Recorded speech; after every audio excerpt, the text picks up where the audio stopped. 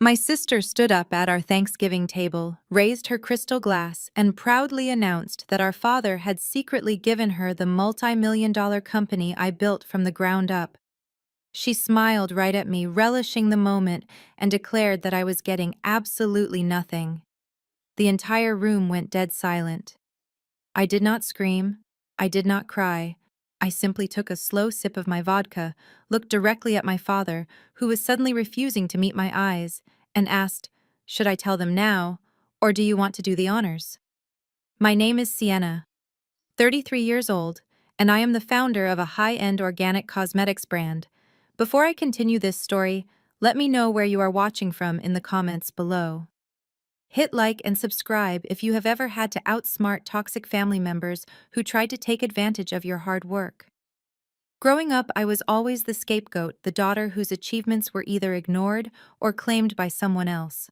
But I learned early on that the best revenge is not an emotional argument. It is an airtight legal strategy. I hosted Thanksgiving dinner this year at my sprawling estate in the Hamptons. The house is a beautiful stone property with cathedral ceilings, a massive chef kitchen, and a formal dining room that looks out over the ocean. My family has always assumed I just rent this place. They think I share it with roommates just to afford the monthly lease. They have never bothered to ask for the truth, and I never volunteered it. It fit their narrative perfectly to imagine me struggling financially. To them, I was still just the stubborn older sister who made lip gloss and lotion in her kitchen, barely scraping by. They had absolutely no idea I bought this $3 million property entirely in cash 2 years ago, safely tucked under a private trust. The long mahogany dining table was covered in fine china and silver platters of roasted turkey, artisan stuffing, and expensive wine that I had carefully selected and paid for. The warm light from the crystal chandelier made the room feel cozy, but the energy around the table was entirely different. My younger sister Amber, who is 30 years old, sat directly across from me. Amber is the golden child. She has always been incredibly entitled, materialistic, and is constantly bailed out by our parents whenever she maxes out her credit cards. Beside her sat her husband Trey, a 34-year-old African-American man who confidently calls himself a finance expert. In reality, Trey recently bankrupted his own cryptocurrency fund and has been desperately looking for a cash cow to fund his lavish lifestyle. My parents, Richard and Diane, sat at opposite ends of the table. My mother, Diane, was already getting teary-eyed with pride just looking at Amber, while my father, Richard, puffed out his chest with that familiar manipulative authority he always carried. We were just finishing the main course when Amber picked up her heavy silver spoon and began tapping it against her champagne flute. The sharp clinking sound cut right through the soft jazz music playing in the background. Everyone stopped eating and turned their attention to her. Amber stood up slowly, smoothing down her expensive silk maternity dress. She looked around the table, soaking in the attention she so desperately craved, before her eyes finally locked onto mine. Her expression was a mix of fake pity and pure smug triumph. She announced that she had a massive life-changing surprise to share with the family. With a sickeningly sweet voice, Amber declared that our father Richard had just finalized some very important legal paperwork. She reached into her designer bag, pulled out a thick manila envelope, and proudly proclaimed that he had legally transferred 100% ownership of Sienna Botanicals, LLC, into her and Trey's names. She called it an early Christmas gift from Dad, a generous way to support their upcoming baby and secure their financial future forever. Trey leaned back in his leather chair, unbuttoning his tailored suit jacket, with a smirk that made my stomach turn. He crossed his arms and looked at me like I was a dismissed employee. He puffed out his chest and loudly added that they were thrilled to take the reins of the business. He actually had the nerve to say that under his brilliant financial management, they were going to turn my little hobby into a real corporate empire. My mother gasped in absolute delight, clapping her hands together. She reached over to squeeze Amber's hand, telling her how much she deserved this incredible blessing. My father just sat there swirling his wine glass, looking incredibly pleased with himself. He acted like a generous king who had just bestowed a kingdom upon his favorite heir. None of them seemed to care that the kingdom they were celebrating was built with my blood, sweat, and tears. They sat in my home drinking my wine, celebrating the brazen theft of my life's work right to my face. They thought they had finally won. I silently looked at Trey. He was practically vibrating with unearned confidence. He took a sip of his wine, swirling it around before setting it down with a heavy thud. He actually had the audacity to adjust his tie and clear his throat, commanding the room as if giving a speech at a shareholder meeting. "Look, Sienna," Trey said, his tone dripping with condescension. "We know this is a big transition for you. You have been running the day-to-day operations and we appreciate the groundwork you laid. But let us be honest, you do not have the vision to scale this. You are thinking small. Boutiques. Local pop-ups. I am thinking global distribution. I have the network to take Sienna Botanicals public within 2 years." I just stared right at him. The man who recently lost his investors millions in a crypto scheme was lecturing me about global distribution. However, Trey continued pacing behind Amber's chair, resting his hands on her shoulders. "We value loyalty. Amber and I discussed it, and we are willing to keep you on payroll. We need someone who knows the inventory. If you are willing to learn your place and respect the new chain of command, we can offer you a position as the warehouse manager. You would get a stable salary, decent benefits, and you would not have to worry about the heavy burden of decision-making anymore." Amber chimed in, nodding vigorously. "It is a generous offer, Sienna. You really should take it. You have always preferred being behind the scenes anyway." The sheer delusion in the room was suffocating. They were offering me a demotion in my own company, a business generating tens of millions in revenue, as if throwing a bone to a starving dog. I finally broke my silence. I set my napkin down on the table, keeping my voice perfectly level. "A warehouse manager. How thoughtful of you, Trey. But I think there is a slight misunderstanding here about how ownership works.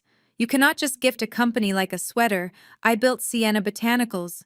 My name is on the brand." My father slammed his hand flat against the dining table, making the silverware rattle. His face flushed red, the polite mask dropping instantly to reveal the aggressive, domineering man I had known my entire life. "Do not play dumb with me, young lady," Richard snapped, pointing a thick finger in my direction. "You know exactly how the paperwork was filed. You were 17 years old when you started mixing those little potions in the kitchen. 17. A minor. You could not legally open a commercial bank account. You could not sign a binding vendor contract. Who do you think signed all those initial incorporation documents I did?" He leaned forward, his eyes narrowing with a toxic mix of pride and resentment. "I was listed as the legal custodian and the primary owner of the limited liability company. It was my name on the line. And let us not forget where the money came from to buy your first batch of bulk ingredients and packaging. I gave you $5,000 from the family savings account. I funded your little startup. You gave me $5,000 that I paid back with interest within 6 months," I replied calmly, not breaking eye contact. "And I did all the work. The formulas, the branding, the late nights packing boxes on the living room floor." "Paying it back does not change the equity structure," Richard countered, his voice booming through the dining room. "Seed capital is seed capital.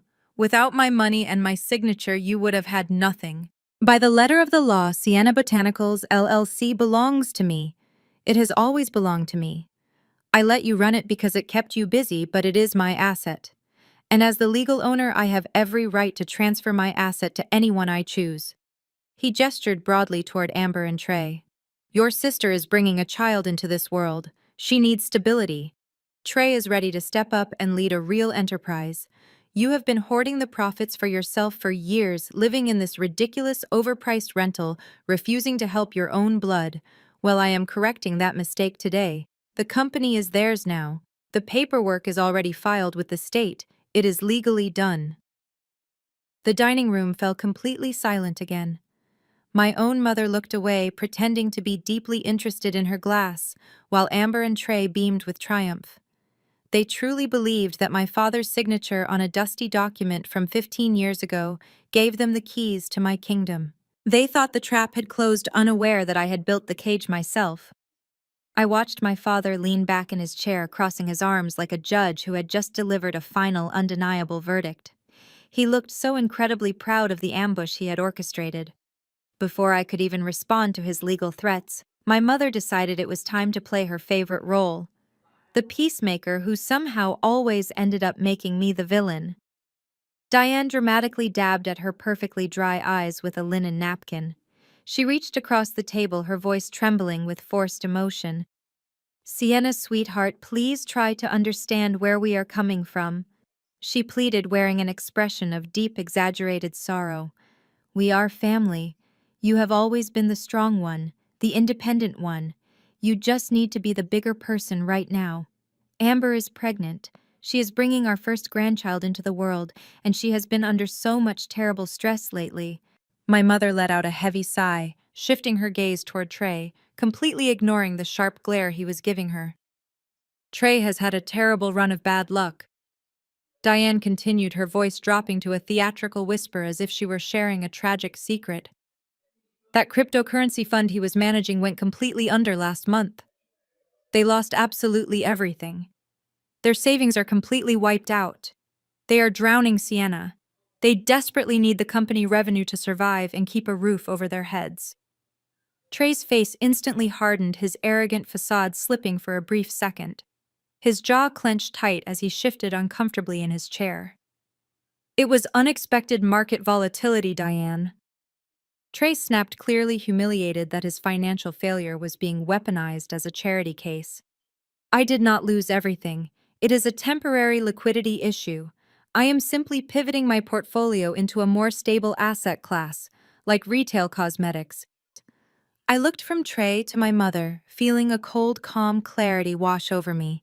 I did not raise my voice. I did not match their emotional chaos.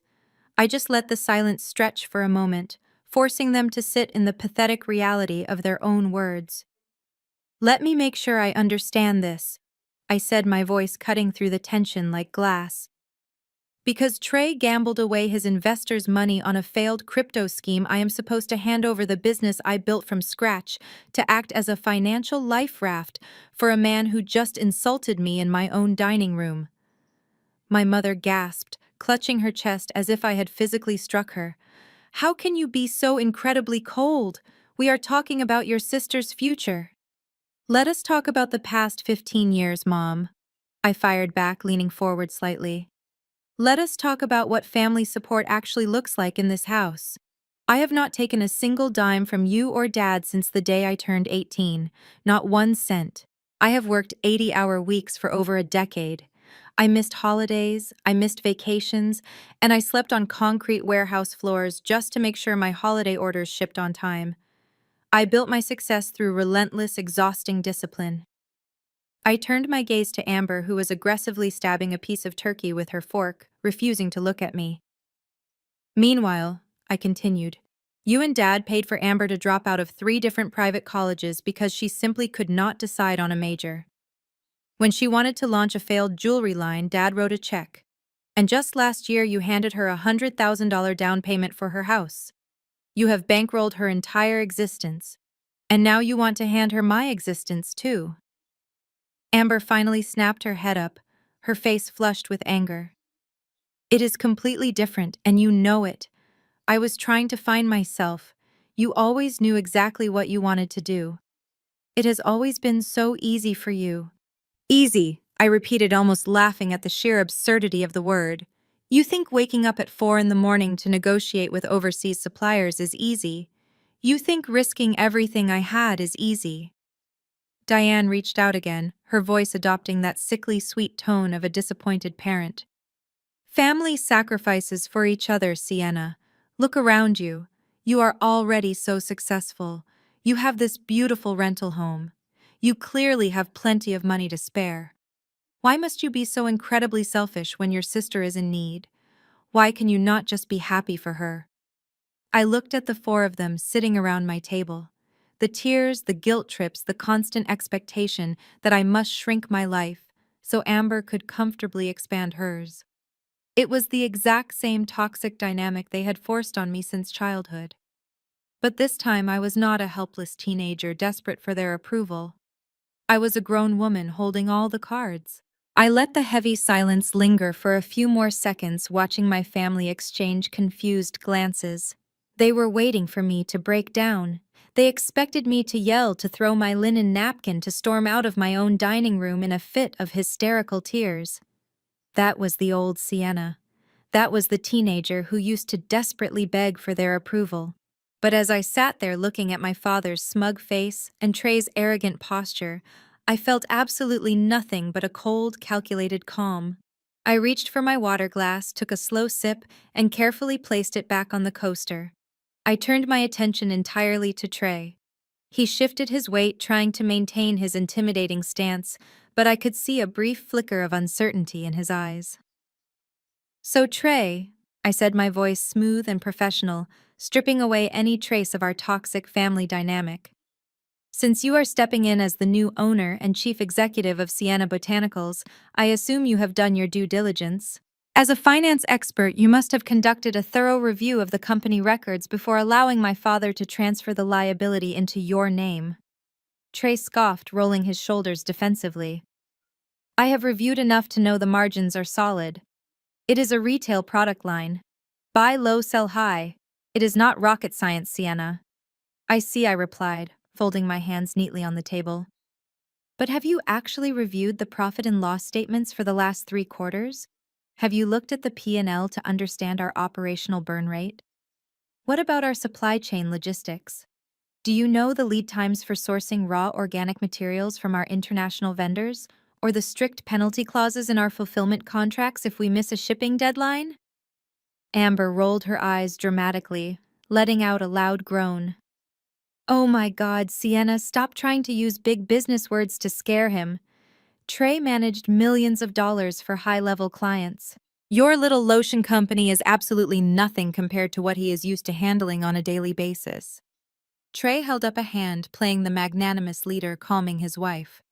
He looked down at me with a pitying smile, the exact kind of condescending smile you give a child who thinks they have done something impressive. "Amber is right," Trey chuckled, leaning his hip against the edge of the dining table. "You are overcomplicating this to make yourself feel indispensable. Let us be brutally honest here. Running a modern makeup brand is not some complex logistical puzzle. It is just posting aesthetic photos on Instagram, paying a few influencers to pretend they like it, and cashing the checks. The warehouse packs the boxes, the website processes the payments, and the money just rolls in. I will streamline your bloated operations in a week." I stared at him. I literally stared at a man who had zero understanding of manufacturing, zero understanding of international freight, and zero understanding of commercial liability, confidently explaining my own industry to me. It was breathtaking. His arrogance was not just offensive, it was his ultimate vulnerability. He had not looked at a single financial document. He had just blindly signed whatever paperwork my father put in front of him, blinded by the promise of easy money and the thrill of stealing from me. My father chimed in, pounding the table lightly with his fist to regain control of the room. "Enough talking. You heard the boy. The transition is happening tonight. You can either cooperate and hand over the administrative access smoothly, or we can do this the hard way with lawyers. But I promise you, Sienna, you will lose. The law is on my side." A slow, genuine smile spread across my face. It was the first time I had smiled all evening. My mother looked slightly unnerved by it, shifting uncomfortably in her seat and exchanging a worried glance with Amber. "Lawyers will not be necessary, Dad," I said cheerfully. I reached down into my leather tote bag resting beside my chair and pulled out my iPad Pro. I woke the screen, tapped into my administrative dashboard, and pulled up the digital handover protocols. I placed the tablet flat on the table and slid it smoothly across the polished wood until it stopped right in front of Trey. "You are absolutely right," I said, my tone incredibly bright and accommodating. "Why fight it? You clearly have a brilliant vision for the brand, Trey." "And Dad?" Since you are the legal custodian who funded the original $5,000, it is only fair that you execute your rights. I pulled a digital stylus from the magnetic edge of the case and held it out to Trey. Here is the master access portal I instructed, pointing to the screen. If you sign right there on the digital line, it immediately transfers the primary banking authorizations, the vendor communication portals, and the liability acknowledgments directly to your email address. I will sign my formal resignation right below it. You can have it all, right now. The entire room was paralyzed. My mother's mouth fell open. Amber blinked rapidly, looking from me to the iPad as if it were a trap door. Even my father looked momentarily stunned by how easily I was capitulating. He had prepared for a massive screaming match, a brutal legal battle, a desperate plea for mercy. He had not prepared for me to simply hand over the keys to the kingdom. Trey, however, was too blinded by his own massive ego to see the danger. He grinned widely, snatching the stylus from my hand. "Smart girl," he muttered quickly, scribbling his digital signature across the screen. "Glad to see you finally understand your place." He hit the bright green confirm button. I smiled even wider. The trap was officially locked. The moment the confirmation screen flashed green, Trey tossed the stylus back onto the table as if he had just closed a massive corporate acquisition. He immediately pulled his phone from his pocket, his thumbs flying across the screen as he prepared to take absolute control. He did not waste a single second pretending to be gracious. "Right," Trey said, snapping his fingers in my direction to get my attention. "I need the master administrative passwords immediately. I want full access to the primary banking portals, the e-commerce dashboard, and the complete directory of our international vendor contacts. Send me the encrypted file with the raw material suppliers and the logistics routing numbers. I need to see the exact profit margins we are working with before the markets open on Monday." I nodded smoothly, pulling the iPad back toward me. I opened the security settings and began typing his email address into the primary ownership field. Amber clapped her hands together, practically bouncing in her seat. She leaned against Trey, resting her chin on his arm. "How much is in the operating account right now, Trey?" she asked, her eyes wide with greed. "We should pull out a dividend right away. We need to upgrade my car before the baby arrives, and we definitely need to book that trip to St. Bart's to celebrate our new acquisition." Trey wrapped an arm around her waist, kissing the side of her head. "Think bigger, baby," he bragged, his voice booming through my dining room. "We are not just buying cars. With my financial network, I am taking Sienna Botanicals public within the year. We will initiate a reverse merger or launch an initial public offering. Once we get the valuation up, we are buying a yacht. Not a little boat, a real vessel. We will dock it in Miami by next winter and host investor parties on the deck." I listened to his ridiculous fantasy while I systematically revoked my own access. I watched the progress bar on my screen fill up as I transferred the digital keys to a man who had absolutely no idea what he was unlocking. I confirmed the transfer of the limited liability company banking portal. I transferred the designated contact information for the state tax board. I even forwarded the automated email notifications to his personal account. "All done," I said, pushing the iPad away. "You should be receiving the authentication emails right now. You are officially the primary administrator of Sienna Botanicals, LLC." Trey looked down at his phone as a barrage of new emails flooded his inbox. He scrolled through them, a look of pure, unadulterated satisfaction washing over his face. He actually laughed out loud, a harsh, arrogant sound that echoed off the cathedral ceilings. Richard beamed with overwhelming pride. He raised his wine glass high in the air, his chest puffed out. He looked at Trey and Amber as if they were the greatest achievements of his life. "Now that is how you execute a business deal," Richard announced proudly. "A toast to Amber and Trey, the real business minds of this family. I always knew you two had the ruthless corporate instinct needed to survive in the real world. Sienna did a fine job getting the little project off the ground, but it takes true visionaries to build an empire. I am incredibly proud to pass the torch to people who actually understand the value of a dollar." Diane eagerly raised her glass to join the toast. She looked at me with a sickeningly sweet smile of false sympathy. "Do not feel bad, Sienna," she said softly. You are a wonderful artisan. You make lovely lotions. But the business world is just too harsh and complicated for someone with your quiet personality. You should be relieved that Trey is taking this heavy burden off your shoulders. Now you can just relax and enjoy your simple life. I did not argue. I simply reached across the table, picked up the thick manila envelope my father had brought, and pulled out the physical documents. I uncapped my pen and signed my name on the formal resignation letter, relinquishing all my duties as an officer of the limited liability company. I signed the liability transfer waivers. I signed the banking authorization releases. I handed the entire stack of perfectly executed legal documents directly to my father. Richard snatched the papers from my hand, quickly scanning the signature lines to make sure I had not missed a single one. Satisfied, he slid them over to Trey, giving his son-in-law a firm nod of approval.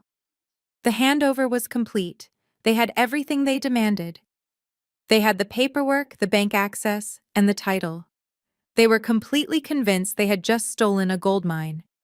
They had no idea they had just willingly chained themselves to a sinking ship. With the documents securely in Trey's possession, the atmosphere in the dining room shifted from tense negotiation to arrogant celebration.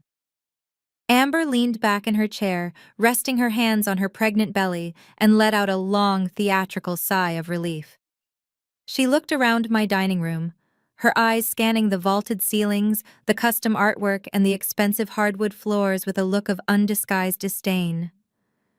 "Sienna, we really need to talk about your living situation now," Amber said, her voice dripping with that fake maternal concern she had perfected over the years. "Now that you have formally resigned and have absolutely no income, you obviously cannot afford to keep the lease on this massive overpriced rental. It was always a ridiculous financial decision anyway, trying to live out here in the Hamptons, just to look successful to your little internet friends." I calmly picked up my fork and took a small bite of my artisan stuffing, letting her talk. I wanted her to put every ounce of her entitlement on full display. "Trey and I were discussing it on the drive over here," Amber continued, completely oblivious to my silence. "Since we are going to be so incredibly busy running the company and preparing for the public offering, we are going to need reliable help at home. We have a finished basement in our house. It is not huge and it can get a little drafty in the winter, but it has a small bathroom. We are willing to let you move in there rent-free." Trey nodded enthusiastically, pointing his wine glass at me. "It is a win for everyone, Sienna. You get a free place to crash while you figure out your next minimum wage job, and in exchange, you can be our full-time live-in nanny. Amber is going to need round-the-clock support when the baby arrives, and we simply cannot trust strangers. You will be responsible for the night feeds, the laundry, and keeping the house pristine. Plus, it will be good for you to finally learn some domestic skills instead of pretending to be a corporate executive. You have been playing businesswoman for far too long. It is time to rejoin the real world." I sat perfectly still, my face a carefully constructed mask of polite interest. My younger sister, whose mortgage was heavily subsidized by my father, and her husband, who had just bankrupted his only legitimate business venture, were offering me a damp basement to live in. They genuinely believed they were doing me a massive favor by allowing me to become their unpaid servant.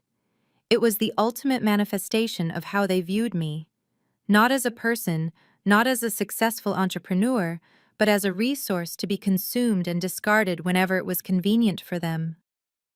My mother clasped her hands together, her eyes shining with unshed tears of joy. "Oh, Amber, that is so incredibly generous of you," Diane gushed, reaching out to pat my sister's arm. "Do you see, Sienna? This is what real family does.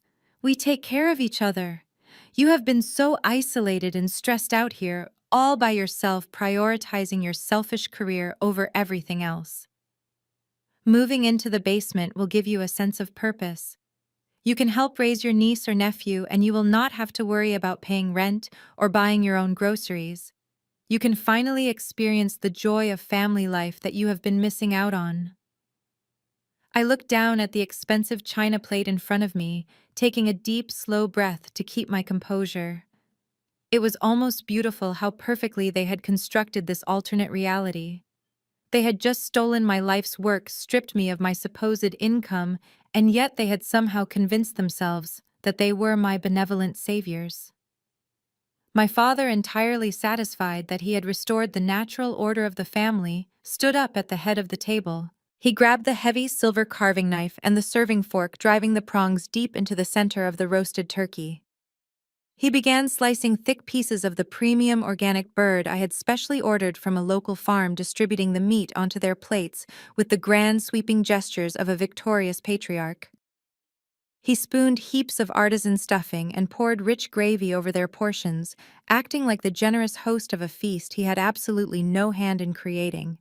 "Let us eat and celebrate," Richard announced, his voice booming with absolute authority. "To new beginnings, to smart business moves, and to keeping the family wealth exactly where it belongs." They all raised their glasses, clinking them together in a unified cheer that deliberately excluded me. I watched them dig into the luxurious Thanksgiving feast I had prepared and paid for. I watched them pour more of my expensive vintage wine into their crystal glasses, laughing loudly and making grand plans for the millions of dollars they thought they were about to inherit. Amber was already scrolling on her phone, casually mentioning different luxury yacht models she wanted Trey to look into.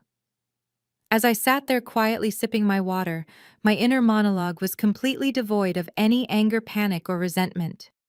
I felt no urge to defend my home, my accomplishments, or my bank account. Instead, I simply observed them like a scientist watching a fascinating slow-motion disaster. Every bite of food they took, every arrogant boast they made, was just another heavy chain binding them to their own destruction. They were gleefully celebrating their absolute ruin, completely oblivious to the massive legal landmine they had just willingly strapped to their own chests. The digital ink on those handover documents was already dry. The countdown to their financial devastation had officially started, and all I had to do was sit back, watch them eat my turkey, and wait for the clock to run out. I rested my elbows on the table, interlacing my fingers as I watched Trey aggressively slice through another piece of white meat. The dining room was filled with the sound of clinking silverware and my mother humming happily to the jazz music. Since they were so eager to play corporate executives, I decided it was the perfect time to ask a few basic operational questions, just to see how deep the delusion really went. I looked directly at Trey, keeping my expression perfectly pleasant. I asked him how he planned to handle the Q4 Sephora fulfillment. Trey stopped chewing. He glanced at me, a brief flash of confusion crossing his features before his arrogant mask slid right back into place. He swallowed loudly and wiped his mouth with a linen napkin. "The Sephora fulfillment," I clarified, speaking slowly, as if addressing a toddler. "The holiday purchase orders are massive this year. Our main warehouse facility needs to ship out 40,000 units of the organic night serum by next Friday. The raw ingredients are highly volatile and require temperature-controlled logistics. If we miss the delivery window by even 24 hours, the retailer imposes a 15% penalty on the entire invoice. Have you coordinated with the freight forwarders yet?" Trey let out a loud, dismissive laugh, waving his hand in the air. He leaned back in his chair, exuding a false sense of supreme confidence. "Please, Sienna," he scoffed. "Do not try to overwhelm me with your little administrative details. You are acting like moving a few boxes of face cream is some kind of military operation." He looked around the table, making sure he had an audience before continuing his grandstanding. "I have high-level finance connections all over the East Coast," Trey bragged, tapping his temple. "I know guys who move international cargo shipments worth tens of millions of dollars. I will just make a quick phone call on Monday morning and have one of my supply chain specialists handle your little warehouse issue. It is a simple logistical pivot. We will probably even cut costs by outsourcing the packaging to a cheaper facility. You have been overpaying for temperature control anyway." Amber nodded along, completely mesmerized by his corporate buzzwords. "Exactly," she added, taking a sip of her sparkling water. "You always make things so unnecessarily complicated, Sienna." Trey knows how to delegate. That is what real leaders do. They do not stress over boxes. I did not bother correcting him. I did not bother explaining that our organic certifications would be instantly revoked if he moved the product to a cheaper non-compliant facility. I just let his ignorance hang in the air, a testament to his impending doom. Instead, I shifted my gaze down the table to my father. Richard was happily buttering a dinner roll, looking completely relaxed now that he had successfully dumped the company. "Dad," I said, keeping my voice low and serious. "Are you absolutely certain Trey is ready for this?" Richard paused, his butter knife hovering over his plate. He shot me a warning glare. "I just told you he is Sienna. Drop it." "I am not talking about the daily operations," I pressed, gently, making sure my words were loud enough for the entire table to hear. "I am talking about the legal and financial burden. Running an enterprise is not just about collecting revenue. It is about absorbing the risk. When you transferred the limited liability company to Trey and Amber, you also transferred all of its legal obligations. I just want to make sure you have fully prepared them for the liabilities of the LLC." I emphasized the word liabilities just enough to see a brief, panicked twitch in my father's right eye. For a split second, the smugness vanished from his face, replaced by the sheer terror of a man who knew exactly what he was hiding. He quickly looked down at his plate, refusing to meet my gaze. He slammed the butter knife down against the porcelain plate with a sharp clack. He pointed a finger directly at my face, his voice rising in anger. "Listen to me carefully," Richard snarled, dropping the benevolent patriarch act completely. "I am sick and tired of your endless jealousy. You cannot stand the fact that your sister is stepping up to take your place. You cannot stand that a real businessman like Trey is going to take this company to heights you could never reach." He leaned forward, his face flushed red. "There are no liabilities that Trey cannot handle. He is a financial professional. You are just trying to ruin this celebration because you are bitter. You have always been bitter, Sienna. You are a difficult child and you are a difficult adult. Now sit there, finish your meal, and stop trying to undermine your sister's happiness with your pathetic scare tactics." My mother quickly chimed in, glaring at me with deep disappointment. "Really?" Sienna Diane scolded. "Can you not just let Amber have this one special night? Must you always try to be the smartest person in the room?" I held my hands up in a gesture of surrender, my face entirely neutral. I leaned back in my chair and picked up my glass of water. "You are right," I said smoothly. "I apologize. I will not mention the liabilities again." I took a sip of my drink, my eyes locked on the digital clock resting on the mantelpiece across the room. It was exactly 6:55. I only had to endure 5 more minutes of their insults before the automated banking system would deliver the reality check they so desperately deserved. Let them enjoy their turkey. The main course was about to be served. My mother wiped a small smudge of cranberry sauce from the corner of her mouth with her linen napkin and tapped her manicured fingernail against her crystal wine glass. The sharp, high-pitched ringing sound demanded the attention of the entire table. Diane stood up slowly, smoothing the front of her expensive cashmere sweater. She lifted her glass high, her eyes practically shining with overwhelming adoration as she looked down at Amber and Trey. "I want to propose a formal toast," Diane announced, her voice trembling slightly with manufactured emotion. "To my beautiful daughter Amber, who is going to be the most incredible mother, and to Trey, the brilliant new chief executive officer of our family empire." My father grunted, his hearty approval immediately raising his own glass. "Hear, hear." Diane continued pacing the length of the table with the theatrical flair of a woman who believed she was starring in her own movie. "For years, we have worried about the potential of this little business. We watched it stay stagnant, trapped in a small mindset, desperately waiting for someone with real vision and corporate expertise to take the helm. Today, that wait is finally over.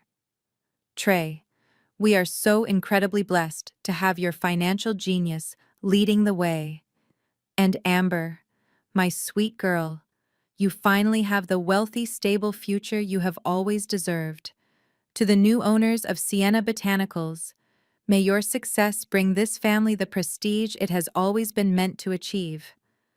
"To the new owners," Trey echoed proudly, clinking his glass against Amber's. They all took a long celebratory drink. Not a single one of them looked at me. It was as if I had physically evaporated from the room the moment my father handed over those signed documents. The shift in their behavior was instantaneous and incredibly revealing. Now that they believed they had stripped me of my only valuable asset, I was no longer a threat. I was no longer an obstacle. I was simply the hired help occupying space in their grand celebration. Amber set her glass down and snapped her fingers in my direction without even turning her head. "Sienna," she said, her tone flat and completely dismissive. "Be useful and clear these appetizer plates, will you? And bring out the second bottle of the Bordeaux. Trey and I want to celebrate properly before we start outlining our executive strategies for Monday morning." I did not argue. I did not throw my plate at the wall. I calmly stood up, gathered their dirty salad plates, and stacked them neatly on my arm. I walked over to the mahogany credenza, retrieved the second bottle of expensive red wine I had purchased, and smoothly uncorked it. I walked back to the table and poured generous measures into my parents' glasses, then filled Trey and Amber's glasses right to the brim. "Thank you," Diane murmured dismissively, not making eye contact, already entirely engrossed in a conversation with Richard about which country club Trey should join now that he was a wealthy executive. I returned to my seat and simply watched them. The dining room was loud with their arrogant laughter and ridiculous fantasies. Trey was loudly explaining to my father how he planned to leverage the company inventory to secure a massive line of credit for his next real estate investment. Amber was showing my mother pictures of a ridiculously expensive nursery designer she planned to hire in the morning. They were completely intoxicated by their own greed. I slowly pulled back the cuff of my silk blouse and glanced down at my wristwatch. The sleek silver hands moved with quiet, relentless precision. It was currently 6:58 in the evening. Today was Thursday, the 25th of November, Thanksgiving Day.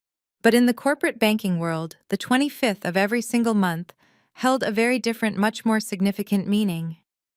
It was the designated date for automated institutional debt collection.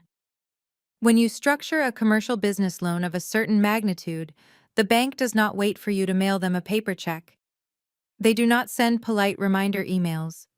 They require direct, unfettered access to the primary operating account of the designated limited liability company.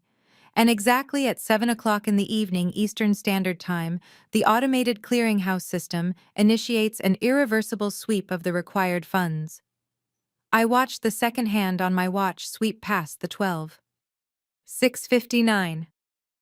Trey laughed loudly at a joke my father made, leaning back and resting his hands behind his head. He looked like a man who had just conquered the world. He had absolutely no idea that the digital infrastructure of his newly acquired banking portal was currently waking up, verifying his fresh administrative credentials and preparing to execute its monthly protocol. I picked up my water glass, my hand perfectly steady. The ambient jazz music swelled in the background. My mother laughed. Amber touched her stomach. Trey took another long drink of my expensive wine. 10 seconds left. 5 seconds. I stared directly at Trey's expensive smartphone, resting face up on the polished wooden table. I waited for the digital guillotine to drop. Exactly at 7 o'clock, the digital guillotine fell. Trey's expensive smartphone vibrated violently against the polished mahogany wood, the screen lighting up with a bright notification banner. The sudden buzzing sound cut sharply through the smooth jazz music and the loud, boastful laughter of my family. Because I had just transferred all the master administrative privileges over to him, his personal email was now directly linked to the primary banking portal of the limited liability company. Every single financial alert, every transaction receipt, and every automated banking trigger was now routed straight to the device sitting right next to his dinner plate. Trey paused in the middle of his grand story about leveraging real estate. He glanced down at the glowing screen, clearly annoyed by the interruption. He probably expected it to be a welcome email from the state tax board, or a generic confirmation message from the corporate domain registry. He picked up the phone with a lazy, arrogant flick of his wrist, his other hand still holding his crystal wine glass. He tapped the notification banner to open the full message, bringing the screen closer to his face. I watched him with absolute, unwavering focus. It is a rare and fascinating thing to witness the exact second a man's entire fabricated reality collapses. First, his eyebrows furrowed in deep confusion. Then the arrogant, self-satisfied smirk that had been plastered across his face all evening completely vanished. His jaw went slack. The hand holding his expensive wine began to tremble ever so slightly, causing the dark red liquid to ripple inside the glass. He blinked hard aggressively, swiping down on his screen to refresh the email application, desperately hoping the numbers staring back at him were just a bizarre digital glitch. He tapped into the attached secure portal link, his thumb moving frantically now. The confident, booming finance expert from 2 minutes ago was gone, replaced by a man staring into the abyss of absolute financial ruin. Amber noticed his sudden silence. She stopped talking to my mother about her ridiculously expensive nursery designer and frowned at him. "Trey, honey, what is it?" she asked, her voice tinged with irritation. "Put the phone away. We are celebrating our new business. You can look at emails tomorrow." Trey did not answer her. He did not even look at her. His eyes were glued to the bright screen of his phone. He set his wine glass down on the table so hard that the crystal chimed loudly, nearly spilling the dark red liquid onto the white linen tablecloth. "What the hell is this?" Trey muttered, his voice barely above a whisper. My father froze. The piece of turkey he was about to eat stopped halfway to his mouth. Richard knew exactly what that notification was. The color completely drained from his face, leaving him looking pale and suddenly very old. "Speak up, Trey," my father demanded, trying to inject a false sense of authority into his suddenly shaking voice. "What are you looking at? If it is a vendor invoice, just ignore it until Monday." Trey finally looked up from his phone, his eyes darting frantically between my father and me. His chest heaved as he struggled to process the information displaying on his banking dashboard. He leaned forward, bracing his hands on the edge of the dining table. "Why is there an auto draft of $150,000 pending from the operating account?" Trey asked, his voice cracking with rising panic. The dining room went completely silent. Even my mother stopped chewing her fork, suspended in midair, as the sheer size of the number registered in her mind. $150,000 was not a minor administrative fee. It was not a shipping penalty. It was a massive sum of money, and it was currently being automatically extracted from an account that Trey now legally owned. Trey looked directly at me, his eyes wide and pleading for an explanation. "Sienna, what is this? Did you schedule a massive vendor payout right before you handed over the credentials? Did you try to steal from the company accounts on your way out? Cancel it. Cancel the transaction right now." I calmly reached for my linen napkin, folded it neatly, and placed it next to my plate. I looked at Trey, then shifted my gaze to my father, who was suddenly sweating profusely under the warm light of the crystal chandelier. "I did not schedule anything, Trey," I replied, my voice perfectly steady and clear. "I have absolutely no control over that account anymore. You changed the passwords yourself. That transaction is an automated institutional sweep. It happens on the 25th of every single month, precisely at 7 o'clock in the evening." Trey shook his head, his breathing becoming shallow and rapid. "What do you mean, an institutional sweep? What institution? For what?" I looked at him, feeling no pity whatsoever. "I think you should read the description attached to the pending transaction," I suggested simply. Trey practically shoved his face back into his phone. He read the tiny text beneath the massive deduction amount, his voice trembling as he spoke the words aloud to the silent room.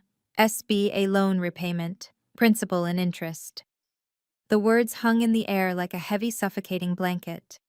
Trey stared at his screen, his mind desperately trying to reject the information his eyes were transmitting. The notification banner glowed brightly, an unyielding digital witness to the catastrophic mistake he had just made. I reached for my crystal glass filled with vodka on the rocks. The ice clinked softly against the sides as I lifted it. I took a slow, deliberate sip.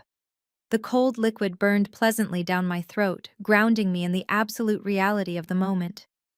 I lowered the glass, my eyes shifting from Trey's horrified face to my father sitting frozen at the head of the table. Richard was gripping the edges of the mahogany table so tightly his knuckles were completely white. He looked like a man standing on the gallows watching the executioner place the hood over his head. The proud, booming patriarch who had just toasted to his own brilliance was completely gone. I looked right at him, feeling a deep, satisfying sense of closure wash over me. "Should I tell them now?" I asked, my voice carrying clearly across the silent dining room. "Or do you want to do the honors, Dad?" My father opened his mouth, but absolutely no sound came out. He swallowed hard, his throat working frantically, but his signature authority had completely evaporated. He tried to raise his hand to silence me, a pathetic, weak gesture that just made him look incredibly guilty. He could not look at Amber. He could not look at Trey. Trey slammed his hand flat against the table, making the fine china jump. "What loan?" he demanded, his voice cracking under the intense pressure. "Sienna, look at me right now. What the hell is this loan?" I turned my attention back to my new chief executive officer. I folded my hands neatly in my lap. "It is exactly what it says it is."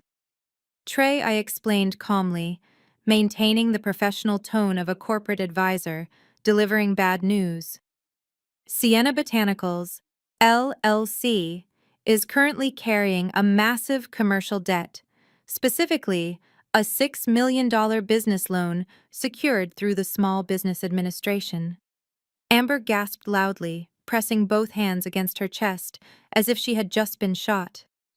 $6 million, she repeated the number clearly too massive for her entitled mind to properly comprehend. She looked at Trey, waiting for him to laugh it off, waiting for him to tell her it was just a misunderstanding. But Trey was not laughing. Trey shook his head violently, his eyes wild with aggressive denial. "No," he stammered, pointing a shaking finger at the tablet I had pushed across the table earlier. "That is completely impossible. I did not see any debt schedules on the ownership transfer documents. I did not sign any commercial loan agreements tonight." "You did not have to sign new loan agreements," I pointed out, leaning forward slightly to make sure he heard every single word. "You signed a blanket assumption of liability when you formally took over the limited liability company.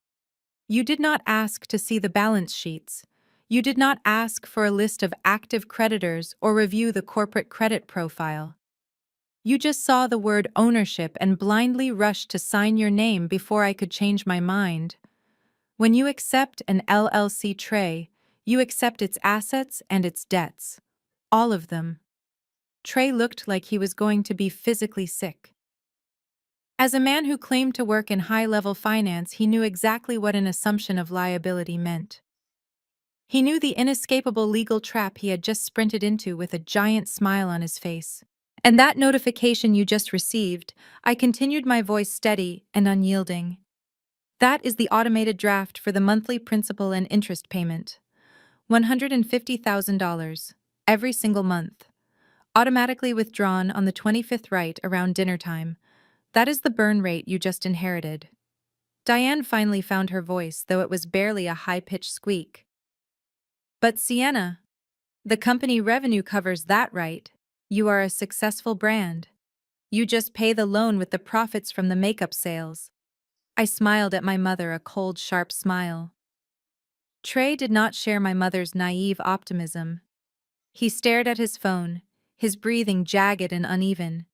He ran a hand over his face, wiping away the cold sweat that had suddenly broken out across his forehead. He understood the brutal math. $150,000 a month was an aggressive, suffocating repayment schedule. It was the kind of financial drain that could instantly sink a company if cash flow was disrupted for even a few days. "You set me up," Trey whispered, his voice shaking with a terrifying mixture of rage and sheer panic. "You set me up to take the fall for this massive debt." "I did not set you up to do anything," I replied smoothly. "I simply sat here and watched you demand the keys to a burning building. You wanted the company. You insulted my intelligence. You offered me a job in my own warehouse and you laughed at me. I just gave you exactly what you aggressively demanded." Amber grabbed Trey's arm, her perfectly manicured nails digging into his suit jacket. Trey, she pleaded, her voice rising in absolute hysteria. What does this mean? We cannot afford to pay a bank $150,000 a month. Cancel the transfer. Give the company back to her right now. Trey looked at his wife with a hollow, devastated expression. He understood the legal reality of what they had just done far better than she did. The digital ink was already dry. The administrative authorizations were already processed by the state and the bank. We cannot just give it back. Amber, Trey said, his voice completely defeated. The liability is already in our names. Trey was absolutely right. The liability was irrevocably tied to their names now.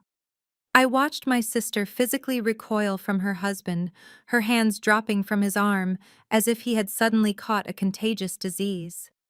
She looked at our father, her eyes wide with desperate confusion. Dad, Amber pleaded, her voice cracking. Tell me this is a joke. Tell me you did not just trick us into taking on a $6 million debt. Richard opened his mouth, but he looked like a fish suffocating on dry land. He could not form a single coherent sentence. He just kept wiping the heavy sweat from his forehead with his expensive linen napkin, his eyes darting frantically toward the front door as if calculating whether he could simply run away from the dining table. Since my father seems to have temporarily lost his booming executive voice, I will go ahead and fill in the blanks for everyone, I said. I reached back into my leather tote bag and pulled out a thick black folder I had prepared earlier this week. I dropped it onto the center of the mahogany table. It landed with a heavy, satisfying thud. I flipped it open, revealing a stack of high-quality printouts featuring the unmistakable letterhead of a major commercial lender. What you are looking at is the master loan origination file, I explained, tapping the top page. Exactly 3 years ago, my father realized that his name was still legally listed as the primary owner of Sienna Botanicals, LLC. He also realized that the company was generating massive gross revenue, so he went to a commercial bank, presented himself as the sole proprietor, and applied for a massive commercial expansion loan backed by the Small Business Administration. Trey leaned over the table, his eyes scanning the documents upside down. He approved $6 million, Trey whispered, absolutely horrified. How did you not know he pulled $6 million out of your own operating account? Because he did not put it in the operating account. Trey, I corrected him sharply. He set up a shadow account under the LLC umbrella. A completely separate ledger that I had absolutely no visibility into. The bank evaluated the company based on the tax returns, approved the funds, and wired the entire $6 million directly into his secret account. My mother clutched her chest, her face completely pale. Richard. Diane gasped, her voice trembling with genuine horror. What did you do with $6 million? We do not have that kind of money in our savings. We do not have anything close to that.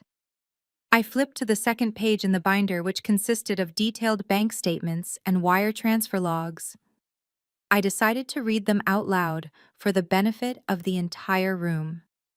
Let us review the corporate expenditures of the former chief executive, I announced clearly. Within the first month of securing the loan, he wired $400,000 to an offshore account in the Cayman Islands. A week later, another $200,000 went to a casino in Atlantic City. Over the next 2 years, he systematically drained millions of dollars to cover massive high-stakes gambling debts. He used my company as his own personal piggy bank to fund a secret gambling addiction. Richard finally found his voice. It was an investment, he croaked, his hands shaking violently. I had a system. I was going to double the money and put it all back before anyone even noticed. You bet $6 million on blackjack and horses? I fired back, my voice dripping with absolute disgust. You are not an investor, Dad. You are a degenerate gambler who stole from his own daughter. Trey grabbed the folder, flipping through the pages frantically. He stopped at a specific transaction line, his eyes widening. Wait a minute, Trey said, his voice dropping to a dangerous growl. He pointed a shaking finger at a massive wire transfer. What is this withdrawal for $800,000? This did not go to a casino. This went to a real estate escrow account. I smiled, turning my attention to my sister, who was currently trying to make herself as small as possible in her chair. I am so glad you found that line item, Trey, I said brightly. That $800,000 went toward purchasing a luxury vacation home in Aspen, a beautiful ski-in ski-out property, but the deed is not in my father's name. I paused for just a second, letting the tension peak. Dad bought that house under a private trust, I revealed, locking eyes with Amber. And the sole beneficiary of that trust is Amber. He used the commercial loan secured by my company to buy his golden child a secret mountain retreat. Trey slowly turned his head to look at his pregnant wife. The veins in his neck were bulging.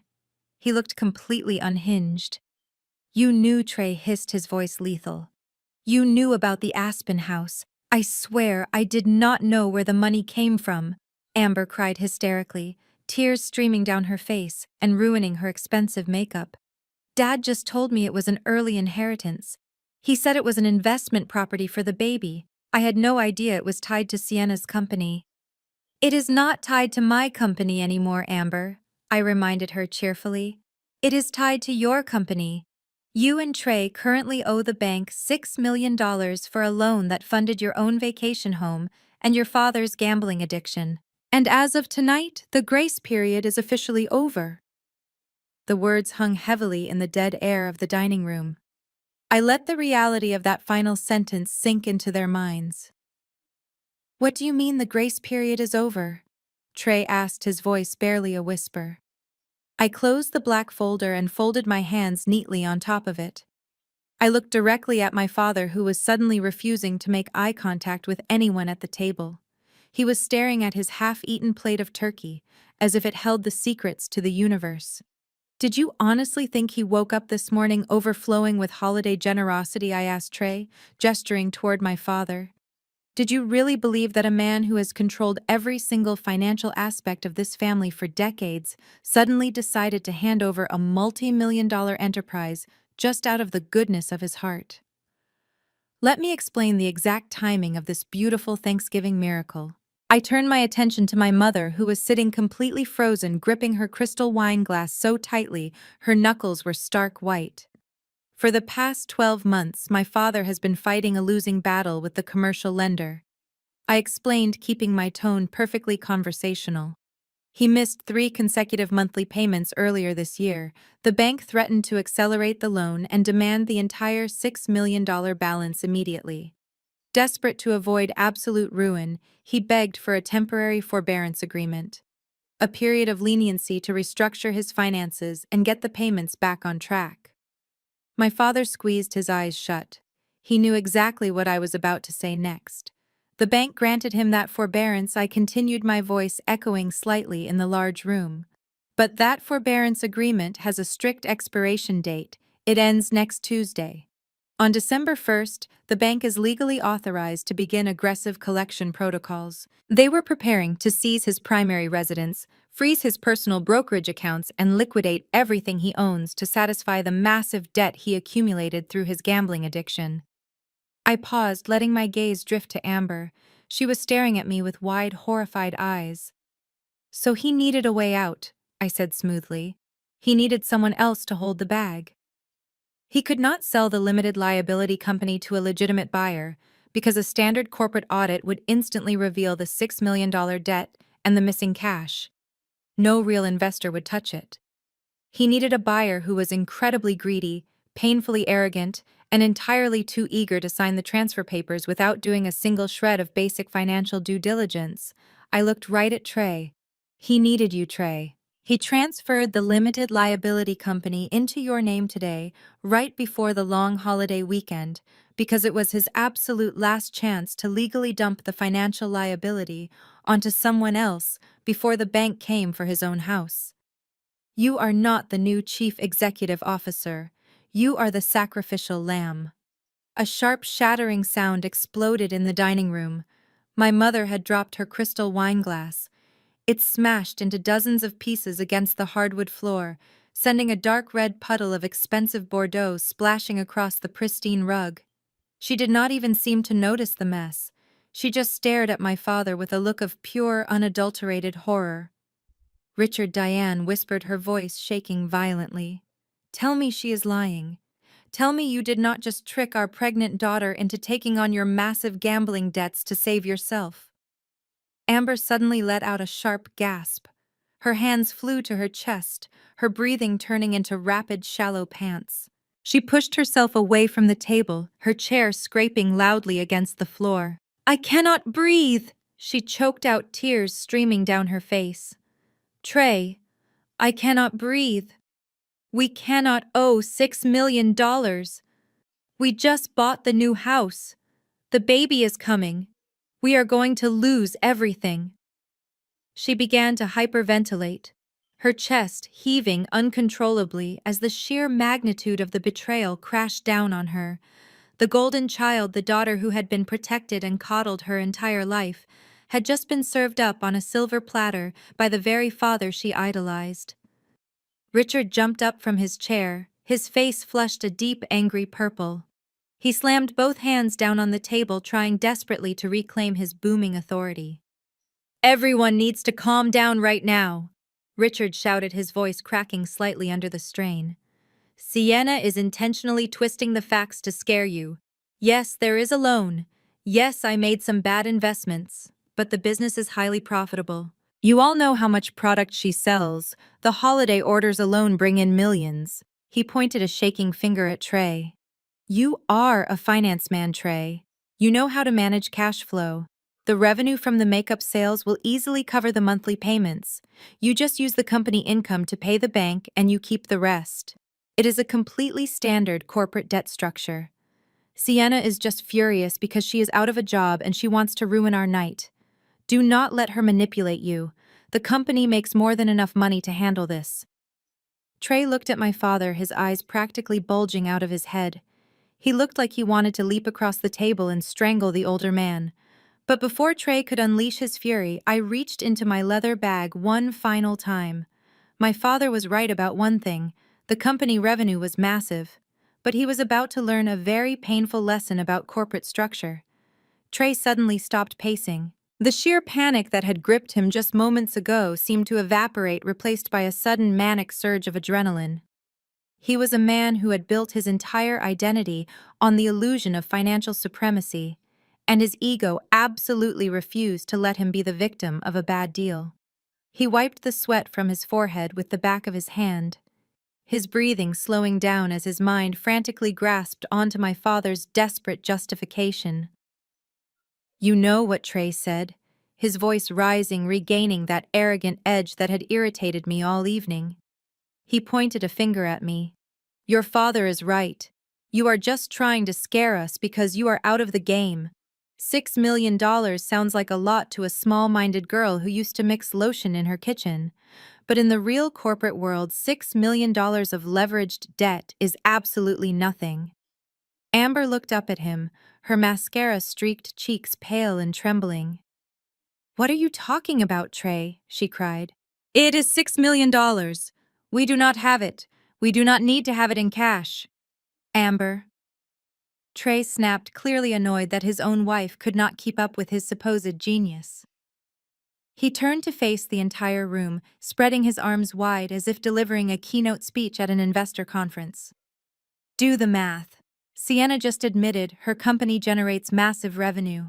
Industry experts value the Sienna Botanicals brand at roughly $50 million based on its current market share and exclusive retailer contracts. He began pacing again, but this time with the confident swagger of a Wall Street shark closing a hostile takeover. So we inherited a $6 million liability. Big deal. We also inherited a $50 million asset. You take the $50 million, subtract the $6 million debt, and that still leaves us with a net equity of $44 million. My mother let out a small, breathless gasp, her hands flying to her mouth as the massive number registered. 44 million. Diane whispered, her eyes darting between my father and Trey. Richard, is that true? My father quickly nodded, grabbing onto Trey's logic like a drowning man clutching a life raft. Exactly. My father agreed, his booming voice returning. The brand is a gold mine. The debt is just a minor operational cost. I told you Trey knew what he was doing. Trey let out a loud, mocking laugh, looking down at me with absolute triumph. Did you really think you could outsmart me, Sienna? He sneered. Did you think a little commercial loan would send me running? You just gave me a multi-million-dollar payday. I am not even going to bother running your warehouse. I am not going to deal with logistics or holiday shipping penalties. I am just going to flip the entire enterprise.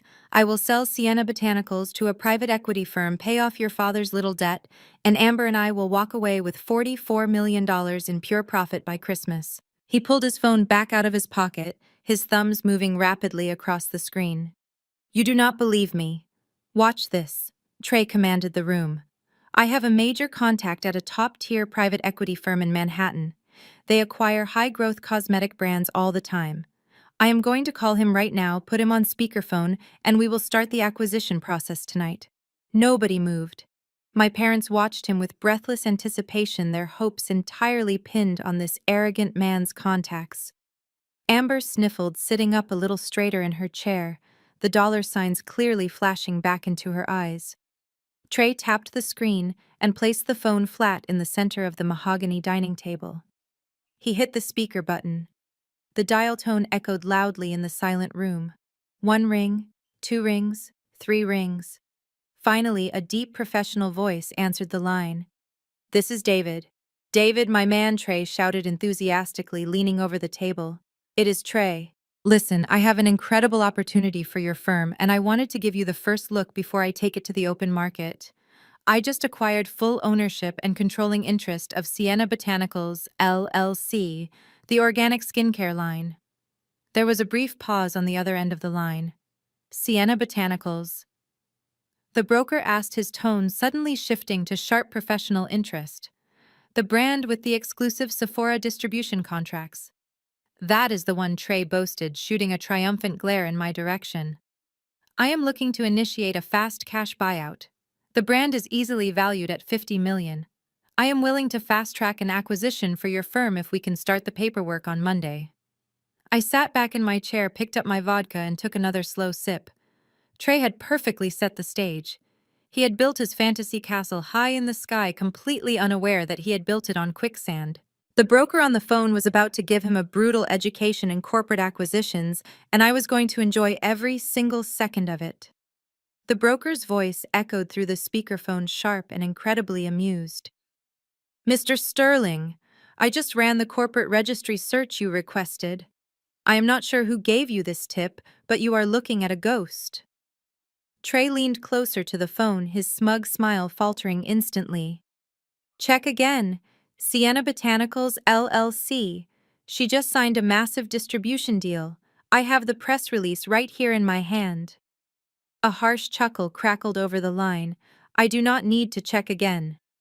Sienna Botanicals, LLC is an active entity, yes, but it is purely an operating shell. It holds 0 assets, 0 intellectual property, 0 real estate. Its current valuation is essentially the cost of the state filing fee. You are trying to leverage a hollow cardboard box, buddy. Call me back when you have something real to sell. I reached across the turkey platter and tapped the red button on Trey's phone, ending the call abruptly. The silence in the dining room was absolute, heavy with the scent of roasted sage and sudden crushing defeat. Trey stared at the blank screen of his phone, his mouth opening and closing like a landed fish. I did not give him time to recover his fabricated confidence. I reached into my tote bag resting by my chair, pulled out a massive leather-bound legal binder stamped with the red seal of the state of Delaware, and slammed it down right in the center of the Thanksgiving table. The crystal wine glasses rattled violently. You really thought I would make it that easy? I asked, my voice deadly calm.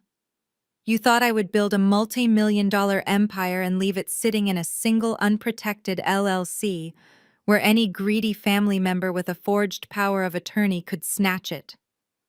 My mother.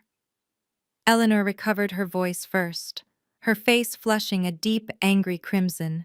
Sienna, what is the meaning of this?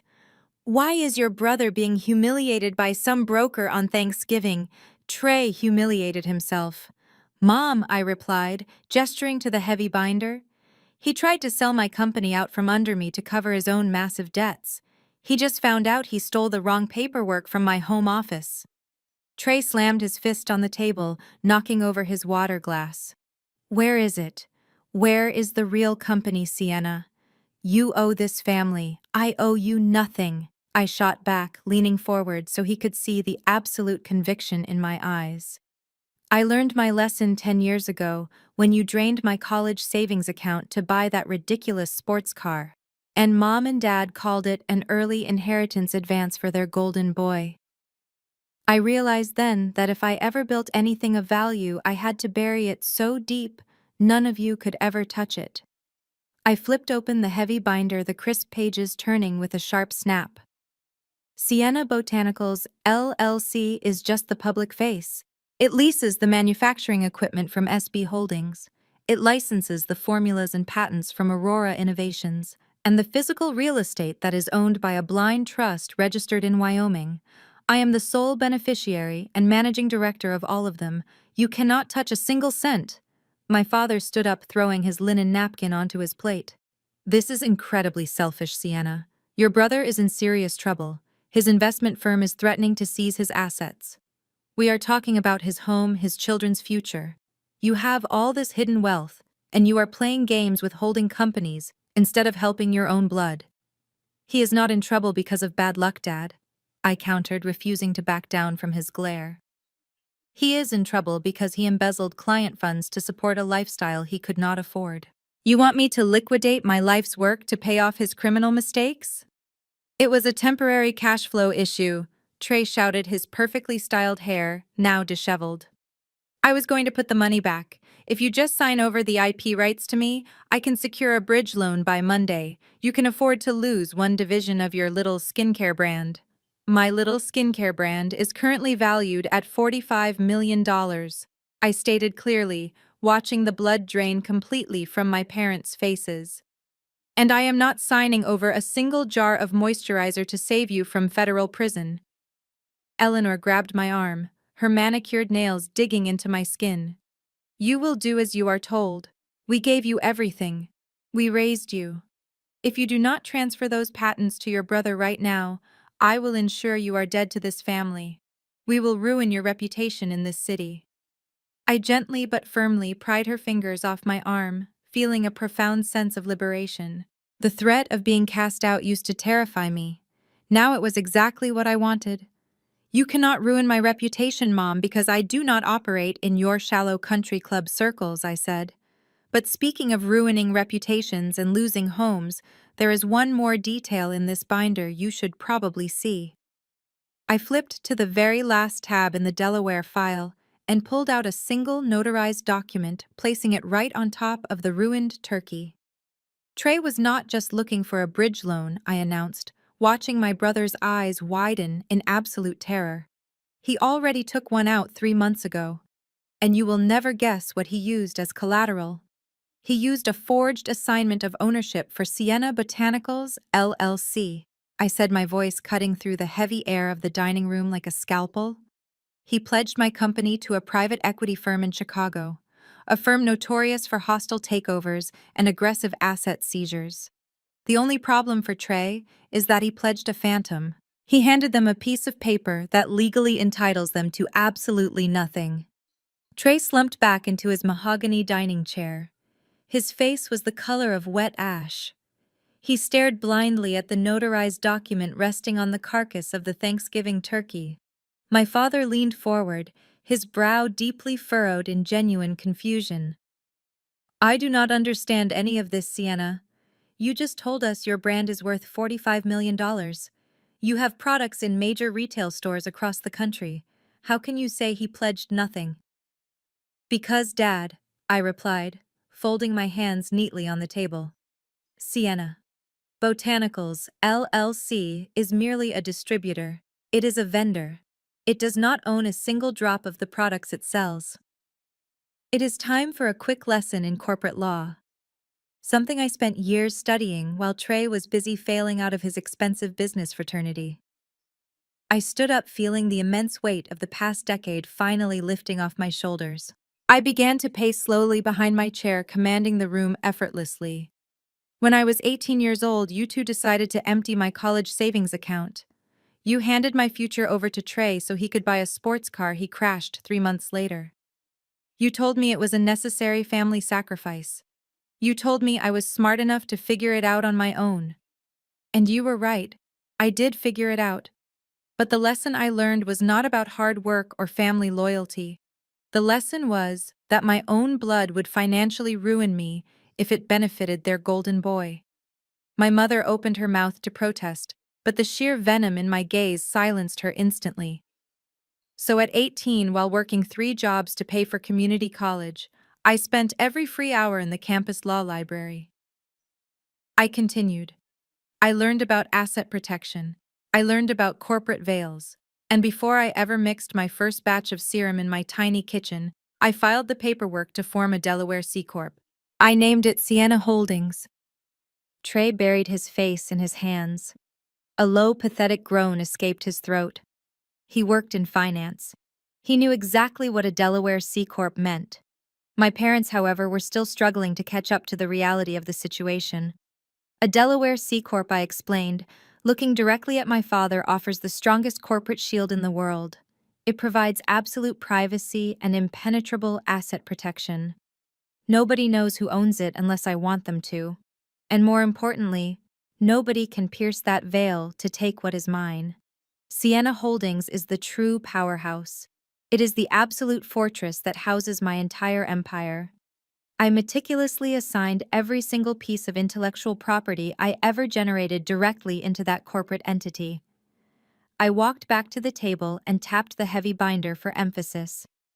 Every single organic cosmetic formula I ever created, from the vitamin C serums to the overnight masks, belongs entirely to the C Corp. The proprietary extraction method for our blue tansy oil, the exact chemical stabilizers that make our products last longer than any competitor on the market, belongs to the C Corp. The trademarks for the brand name, the logo, the specific designs of our packaging, it all resides safely locked inside Sienna Holdings. I paused, letting the reality of my structural masterpiece sink deep into their minds. And that massive exclusive distribution contract with Sephora that made headline news last month? I asked, a bitter smile touching my lips. The one that guarantees prime shelf space in over 800 stores nationwide. The one Trey thought he was selling to the highest bidder today. That contract is exclusively negotiated and held by Sienna Holdings. Sienna Botanicals, LLC, simply executes the shipping logistics. If Trey's private equity friends try to seize the LLC, all they will get is a stack of empty cardboard boxes and a leased warehouse space in New Jersey. They get zero intellectual property. They get zero revenue streams. My father's face went completely pale. He looked from me to Trey, finally understanding the sheer magnitude of the disaster. Trey, my father whispered, his voice trembling, if you pledged assets you did not actually own to a private equity firm to secure a multi-million-dollar loan, that is not just a bad business deal. That is wire fraud. That is a federal crime. I nodded slowly, locking eyes with my brother. Exactly. Trey forged my signature to claim he had controlling interest in the LLC. Then he presented the LLC to the lenders as the sole owner of my patents and Sephora contracts. He committed felony fraud to secure millions, which he immediately dumped into his failing investment fund to hide his embezzlement. Eleanor gasped, her hands flying to her mouth in pure horror. Sienna, you have to fix this. You have to transfer the patents to the LLC right now. If you do not, your brother will go to federal prison. They will arrest him. I looked down at my mother, feeling absolutely nothing but cold, hard clarity. I will not move a single asset, I said firmly. I spent 10 years building an empire from the dirt up, specifically designing it so that none of you could ever steal it. I built an impenetrable fortress, Mom. And I am not lowering the drawbridge just because the wolf you raised is finally at your door. The silence that followed my declaration was absolute and suffocating. The only sound in the dining room was the soft ticking of the antique grandfather clock in the hallway, counting down the seconds to my brother's inevitable ruin. Trey looked like a man who had just stepped off a cliff and was suspended in midair, waiting for gravity to pull him down. He swallowed hard, his Adam's apple bobbing frantically. "But the LLC still has value," he stammered, desperation bleeding into his voice. "It has the warehouses. It has the employee contracts.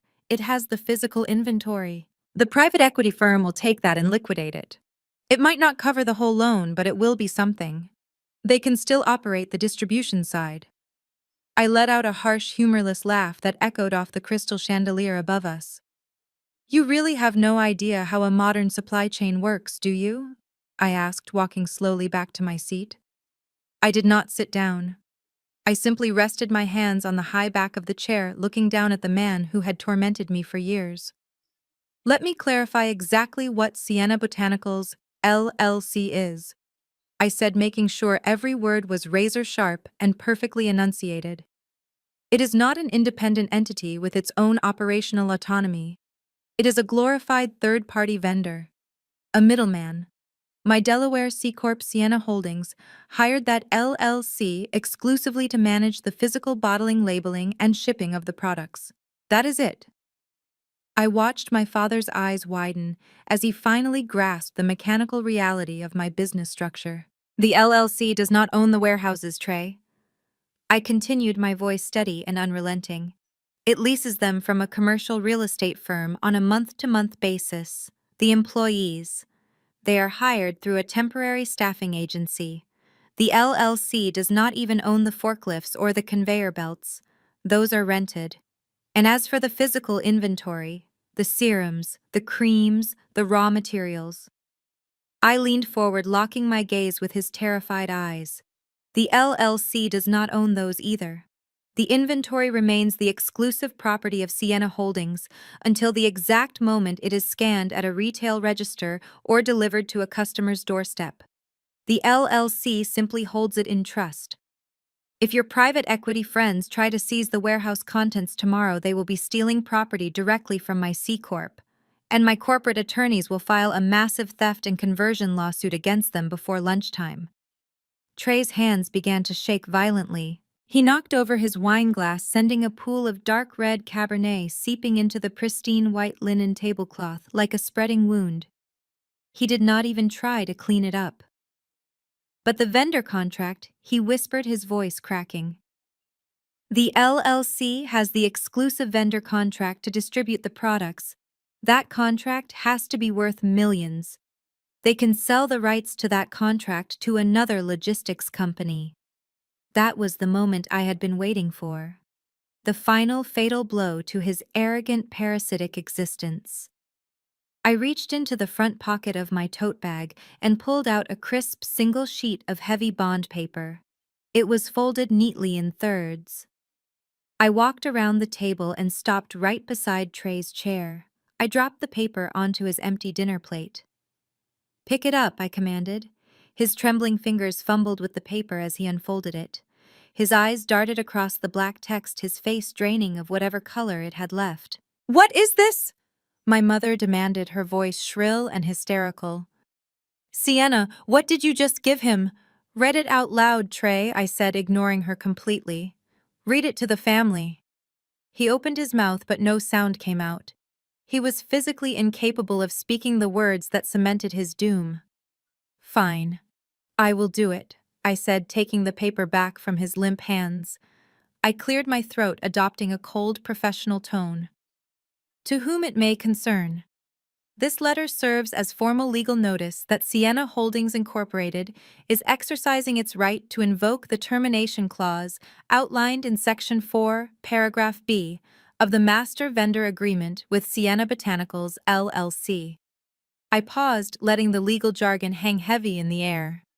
"As per the terms of our contract," I continued, "any unapproved change in ownership, controlling interest, or the pledging of the LLC as collateral to an outside entity constitutes a material breach of trust." Therefore, as of 5 p.m. today, my C Corp has terminated its vendor contract with your LLC due to change of ownership. The grandfather clock in the hallway began to chime, signaling the bottom of the hour. It sounded like a death knell. Your LLC is dead.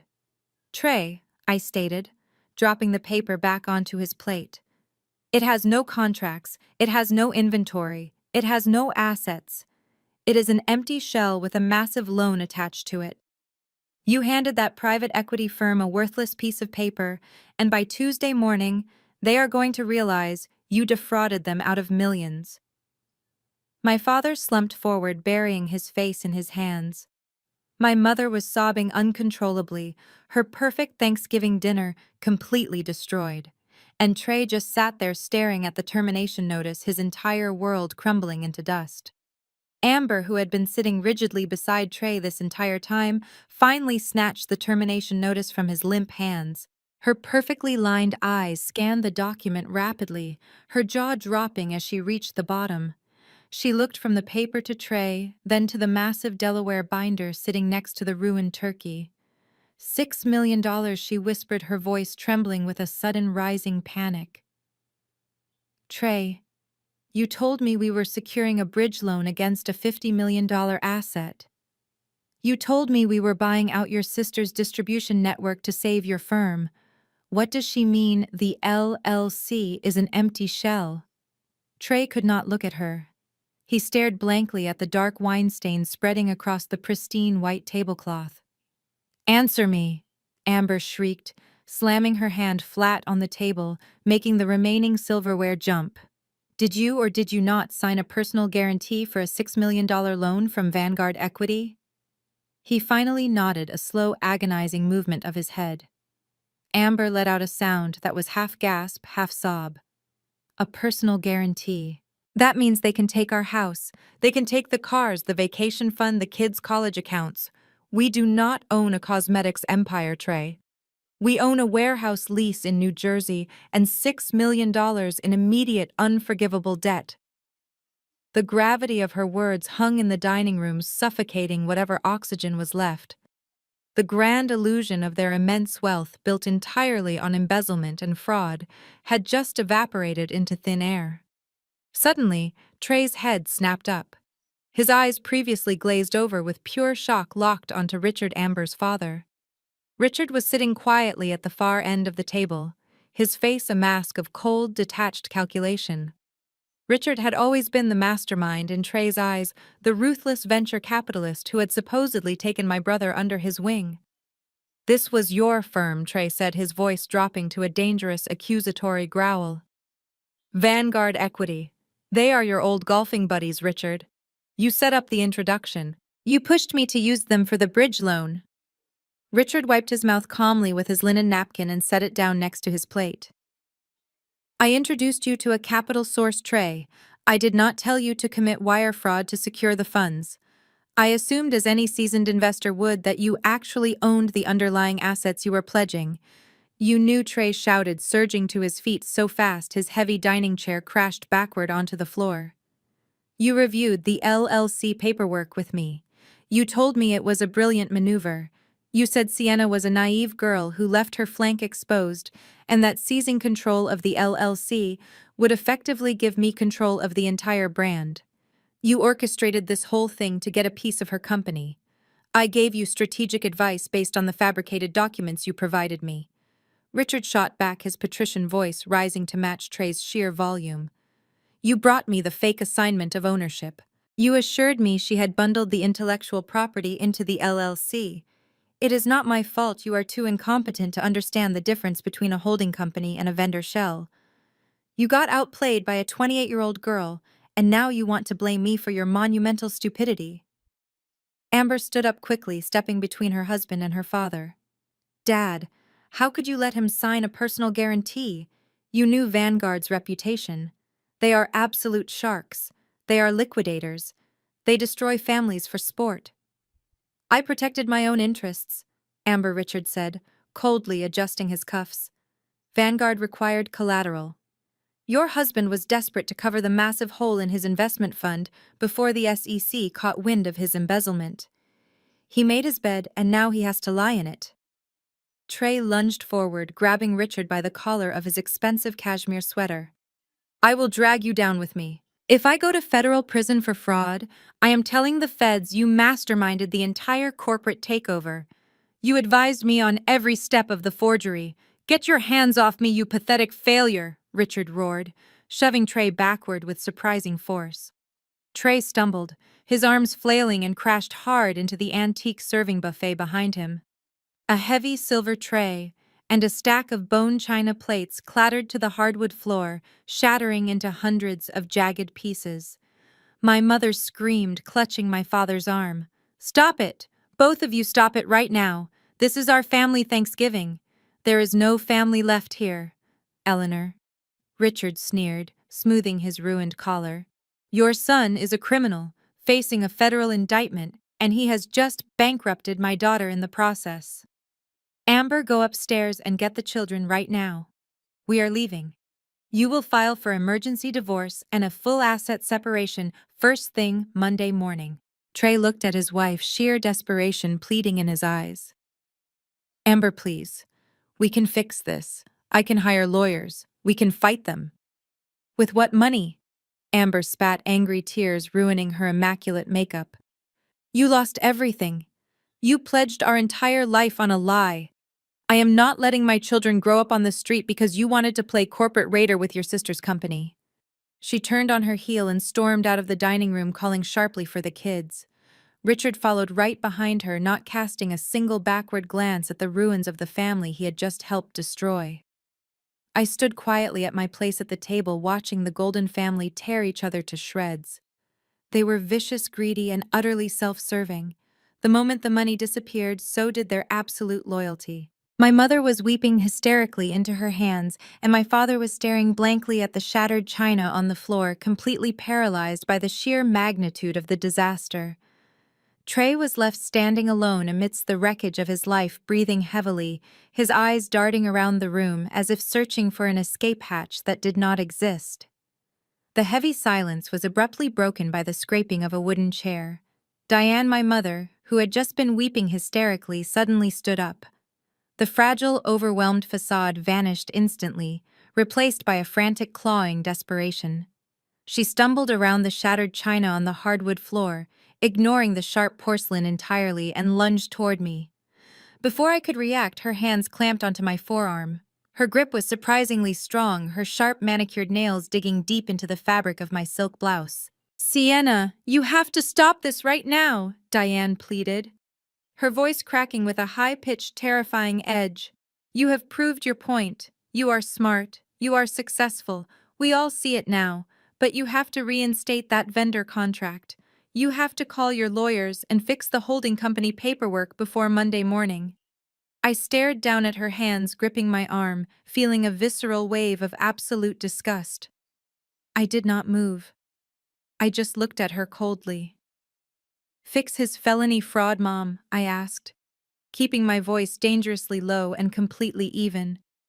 It was a mistake, she cried, shaking my arm slightly as tears streamed down her perfectly powdered face. A desperate mistake. Sienna Amber is pregnant. She just found out last week. They are having their third child. If Vanguard Equity calls in that loan, Trey will go to federal prison. Amber will be a single mother with absolutely nothing. The scandal will completely destroy our family name in this city. You cannot let your own brother be locked in a cage. You cannot ruin your future nephew's life over a simple business dispute. There it was, the ultimate trump card. The classic psychological gaslighting maneuver she had perfected over 3 decades. She was weaponizing guilt, family obligation, and the sudden, highly convenient revelation of a pregnancy to force my immediate compliance. She wanted me to fold, just like I had always done when we were kids. I slowly reached up and peeled her fingers off my arm, one by one. I took a deliberate step backward, putting significant physical space between us.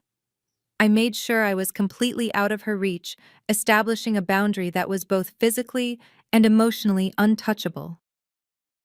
A simple business dispute, I repeated, the absolute absurdity of her words echoing in the ruined dining room. Mom, he forged my signature on federal documents. He stole my corporate identity. He tried to sell my entire life's work to a private equity firm to cover up the fact that he embezzled money from his own clients. That is not a dispute. That is a string of severe federal crimes. And you are standing here ankle deep in shattered dinner plates demanding I become an accomplice to wire fraud just to protect your golden boy. I am asking you to have a heart. Diane shrieked, her face twisting into an ugly mask of pure desperation. We are your parents. We gave you life. We are blood. And then you spent the next 28 years making sure I knew I was second best. I shot back, my voice cutting through the air like a whip. Let us talk about having a heart, Diane.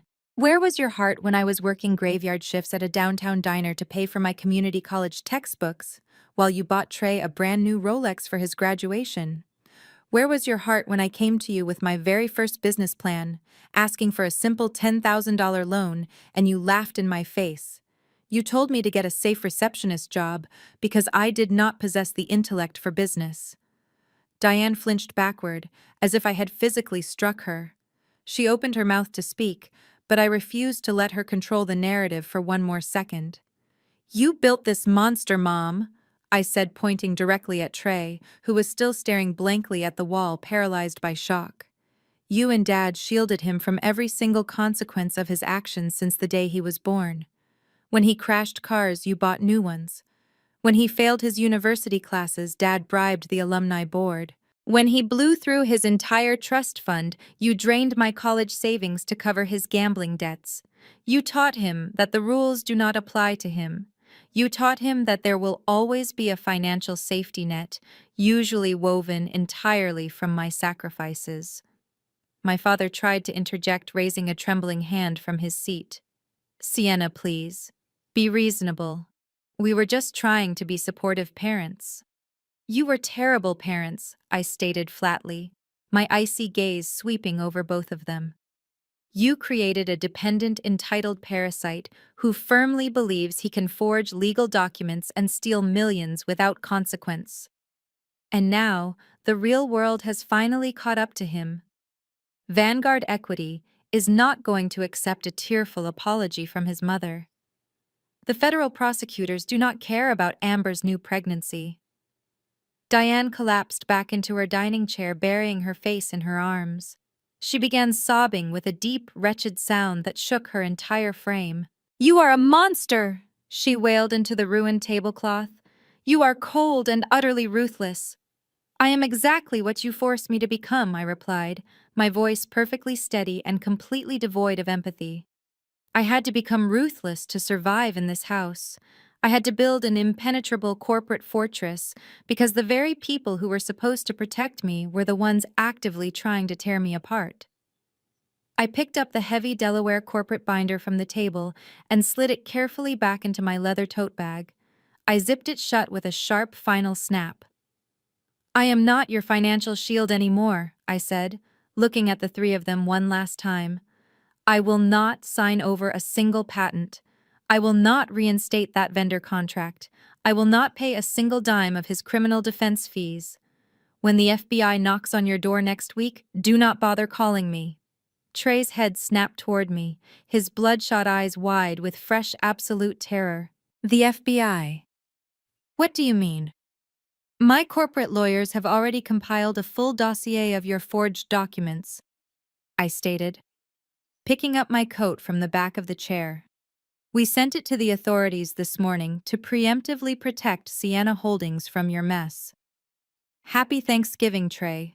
You finally got exactly what you earned. Before I could even slip my arms into the sleeves of my coat, Amber burst back into the dining room.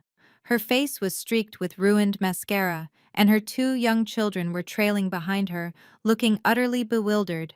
She had clearly been eavesdropping from the grand foyer and heard the mention of federal authorities. Her father, Richard, was nowhere to be seen, having apparently made good on his threat to abandon the sinking ship. Amber marched right up to me, her chest heaving with manic energy. You think you can just pack up your little bag and leave? She screamed, her voice shrill enough to make the crystal chandelier vibrate. We are losing our home because of your selfish games. Vanguard is going to foreclose on our house by the end of the month. If the bank throws us out onto the street, we are moving into your apartment. We will pack up the kids and stay in your little downtown rental until you fix this holding company mess and clear Trey's name. You owe us a roof over our heads. I stopped mid-motion, letting my cashmere coat slide off my shoulders and back onto the chair. I looked at Amber, then at my brother, and finally at my parents, who were watching this exchange with a mix of horror and sudden, desperate hope. They actually believed Amber's demand was a viable solution. They still viewed me as the subservient daughter who could be bullied into providing shelter and resources on demand. A slow, genuine smile spread across my face. It was the first time I had smiled all evening. My apartment? I asked, the amusement clear in my voice. Amber, do you honestly believe I live in a rental apartment? Of course you do. My mother snapped, her tear-stained face twisting into a scowl. You told us you were leasing a small place in the city. You said you only rented this house for the long weekend so we could have a proper Thanksgiving dinner together. I reached back into my leather tote bag. The Delaware binder was safely tucked away, but there was one more document resting at the very bottom. A document I had brought specifically for this inevitable moment. I pulled out a thick, heavy stock folder embossed with the seal of the county clerk's office. I lied, Mom, I said simply. I lied because I knew if I told you the truth, you and Dad would immediately demand to move in or expect me to host your extravagant country club parties or use my property as collateral for Trey's endless financial black holes. I opened the folder and extracted a certified property deed, holding it up so the gold seal caught the light. I do not rent an apartment, I stated, locking eyes with Amber, whose arrogant expression was rapidly dissolving into confusion. And I did not rent this house for the weekend. I bought this entire estate 2 years ago. I paid $3 million for it in cash. It is legally owned by the Wyoming Blind Trust I mentioned earlier, which means my name is not on any public registry. That is why Trey could not find any real estate assets when he tried to sell me out. The silence that fell over the room this time was entirely different. It was the silence of absolute crushing defeat. My parents looked around the massive, elegantly appointed dining room as if seeing it for the very first time. They looked at the custom wainscoting, the imported marble fireplace, the floor-to-ceiling windows overlooking the manicured grounds. The reality that I owned all of it free and clear while their golden boy was facing federal prison and bankruptcy finally shattered their delusions. You cannot move into my apartment, Amber. I continued, my tone dropping to a cold, authoritative command. Because I live right here, and I do not allow criminals or parasites in my home. Trey let out a pathetic, suffocated gasp. Sienna, you cannot kick us out. We have nowhere to go. Richard took the car. We are stranded. You can call an Uber, I replied, pulling my smartphone out of my pocket and tapping the screen to wake it up. Or you can walk. I truly do not care, but you are no longer welcome on my property. My father stood up, his face flushed with indignity. You are throwing your own family out onto the street on Thanksgiving. Have you lost your mind? We are your parents. You lost the right to call yourselves my parents the moment you cheered for my destruction, I fired back, stepping toward the head of the table. I am giving all of you exactly 10 minutes to gather your belongings and walk out my front door. If anyone is still standing inside my house or on my driveway at the end of those 10 minutes, I will call the local police precinct and have you all arrested for criminal trespassing. Sienna. Please, my mother wailed, reaching out toward me again. 10 minutes, Mom. I interrupted sharply, raising my phone. The clock starts right now. I turned my back on them and walked purposefully toward the grand foyer, leaving them scrambling in the ruins of the dining room. I could hear the immediate chaotic sounds of panic breaking out behind me. Amber was frantically pulling her crying children toward the coat closet, shrieking at Trey to help her. My father was loudly berating my mother for pushing me too far, while Diane continued to sob hysterically, completely paralyzed by the sudden brutal shift in power. They were finally experiencing the consequences of a lifetime of cruelty, and I was finally taking my space back. I reached the grand foyer, the heels of my shoes clicking sharply against the polished marble floor. Just as I was about to open the hall closet to retrieve my coat, the heavy oak front door violently swung open, slamming against the wall with a deafening crack. Richard stormed back inside, his face a mottled, furious purple. The cold November wind whipped through the open doorway behind him. He marched directly toward me, completely ignoring Amber and the children who were cowering near the staircase. "Open the main gate right now, you petulant child," Richard bellowed, his voice echoing off the vaulted ceiling. He pointed a trembling, rage-filled finger inches from my face. "I tried to drive off the property, but your security gates require a manual exit code. You are unlawfully detaining me. I will add false imprisonment to the massive lawsuit I am going to file against you on Monday morning." I did not flinch. I stood my ground, looking at the man who had orchestrated my brother's attempt to steal my life's work. "You are not going to sue anyone, Richard," I said calmly, my voice steady and unwavering. "You are going to go back to your country club and try to figure out how to salvage your own reputation. When the federal investigators start asking why your private equity friends accepted forged documents." Richard took another step forward, using his physical size to try and intimidate me. "I will sue you for breach of contract, for tortious interference, and for emotional distress." He snarled, saliva flying from his lips. "I have a team of corporate litigators who will tie your little holding company up in court for the next decade. We will drain every single cent you have in legal fees until you are begging us to settle. You think you won this little game? I will destroy you." The rest of the family had spilled out of the dining room and into the foyer, drawn by Richard's aggressive shouting. My father looked absolutely terrified, while Trey was still hyperventilating, leaning against the archway for support. I slowly raised my phone, making sure the screen was visible to everyone in the room. The 10-minute timer I had set earlier was still counting down, but that was not the only app I had open. "You are completely out of your depth, Richard," I replied, my tone dropping to a dangerous whisper. "You think I am playing a game. I am securing my borders." I tapped the screen, once bringing up my active call log. "When I handed Trey that vendor termination notice 15 minutes ago, I did not just sit there waiting for your predictable temper tantrums," I explained, looking around the foyer at the faces of my stunned family. I quietly pressed the panic button installed under the dining room table. It is directly linked to my private estate security firm and the local police precinct. I informed them I had hostile trespassers on my property who were refusing to leave. Richard's jaw dropped. "You called the police?" He stammered, the aggressive bluster instantly vanishing from his voice. "On your own family." Before I could even answer, the sound of heavy tires crunching on the gravel driveway pierced the tense silence. Red and blue lights began flashing through the frosted glass panels of the front door, casting erratic, frantic shadows across the marble floor of the foyer. Right on cue, I said, a cold smile touching my lips. Two loud, authoritative knocks hammered against the open door frame. Two uniformed police officers stepped into the entryway, their hands resting cautiously on their duty belts.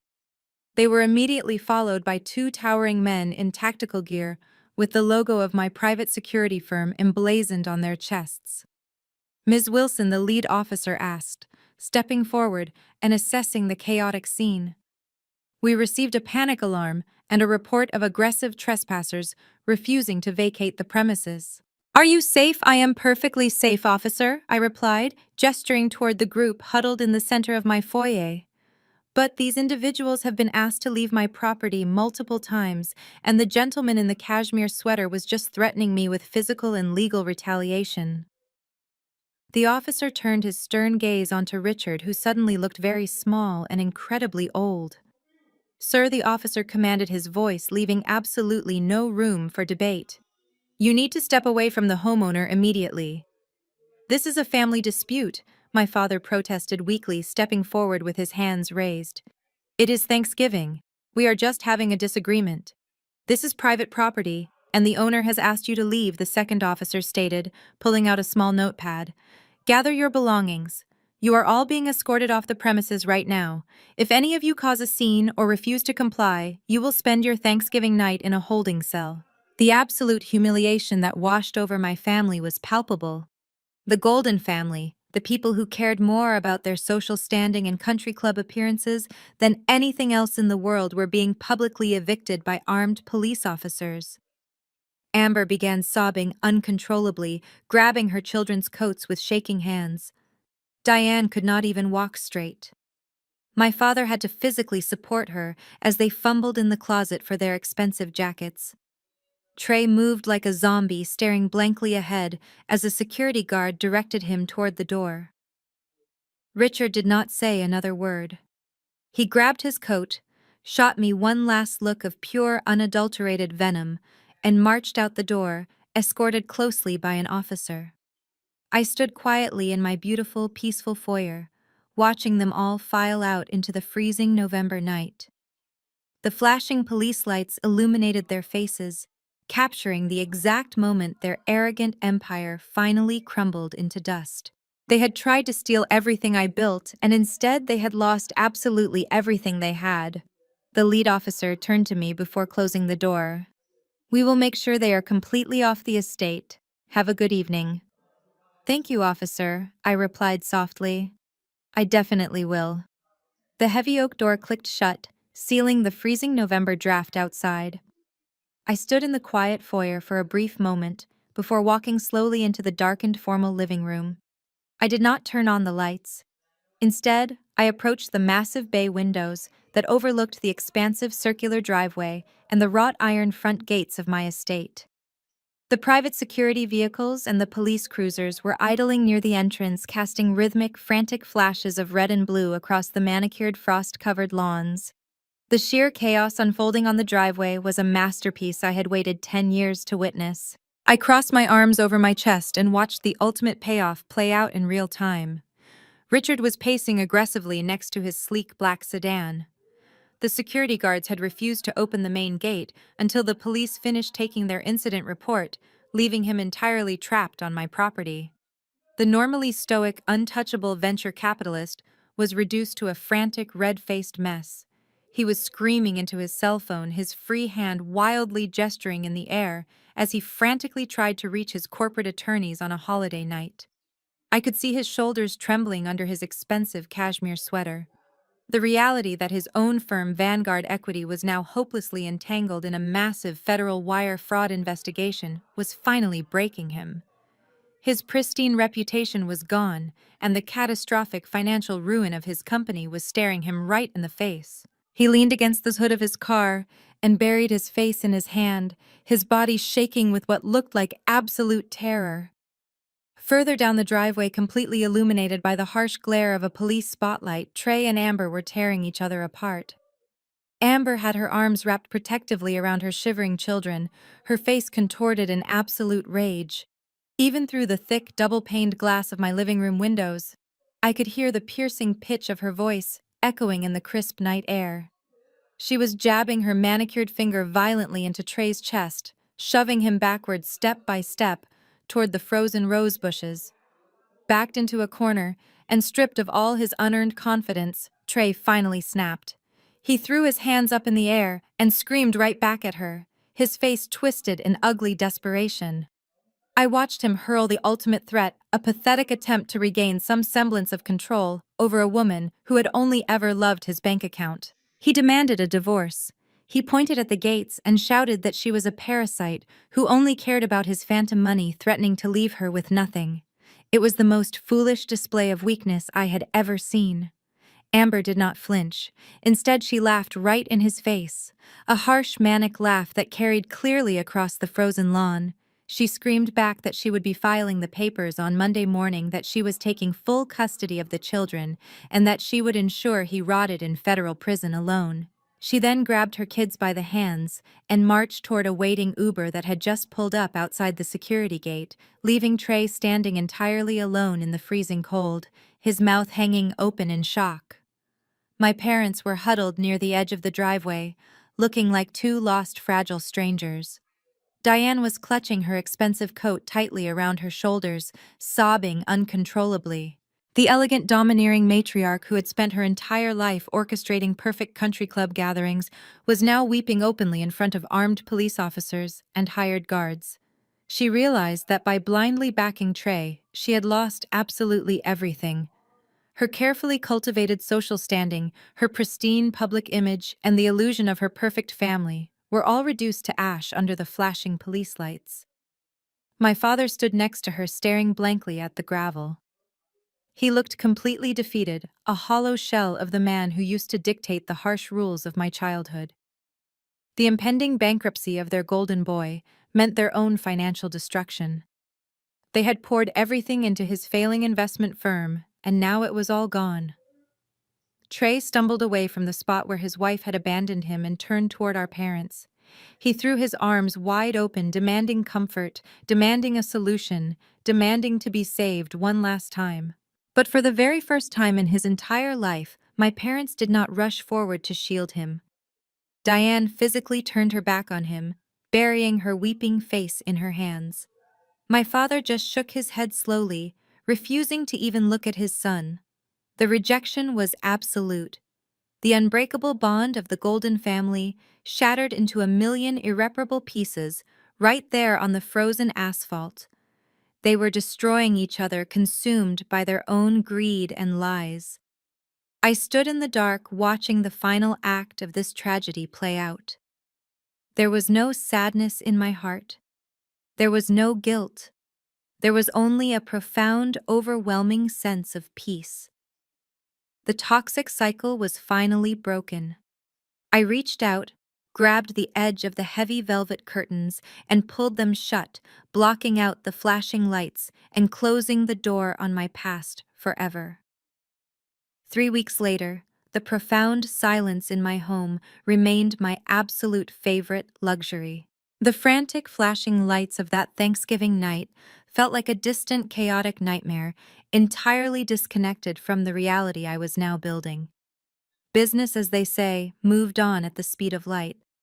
My Delaware C Corp Sienna Holdings barely registered a blip on its financial radar following the termination of my brother's empty shell vendor contract. I had anticipated the disruption the moment I suspected Trey was snooping around my home office months ago. Within 48 hours of kicking him off my property, my attorneys activated a contingency contract with a massive state-of-the-art logistics facility in Pennsylvania. They seamlessly absorbed the inventory production, bringing on a highly trained permanent workforce that immediately optimized our entire supply chain. The highly publicized Sephora distribution launch happened exactly on schedule. The beauty magazines praised the brand's flawless execution and our commitment to sustainable packaging, completely unaware of the multi-million-dollar corporate war that had taken place right behind the curtain. Our fourth quarter profits surged by 40%. While my empire expanded, the illusion my family had so desperately clung to spectacularly imploded.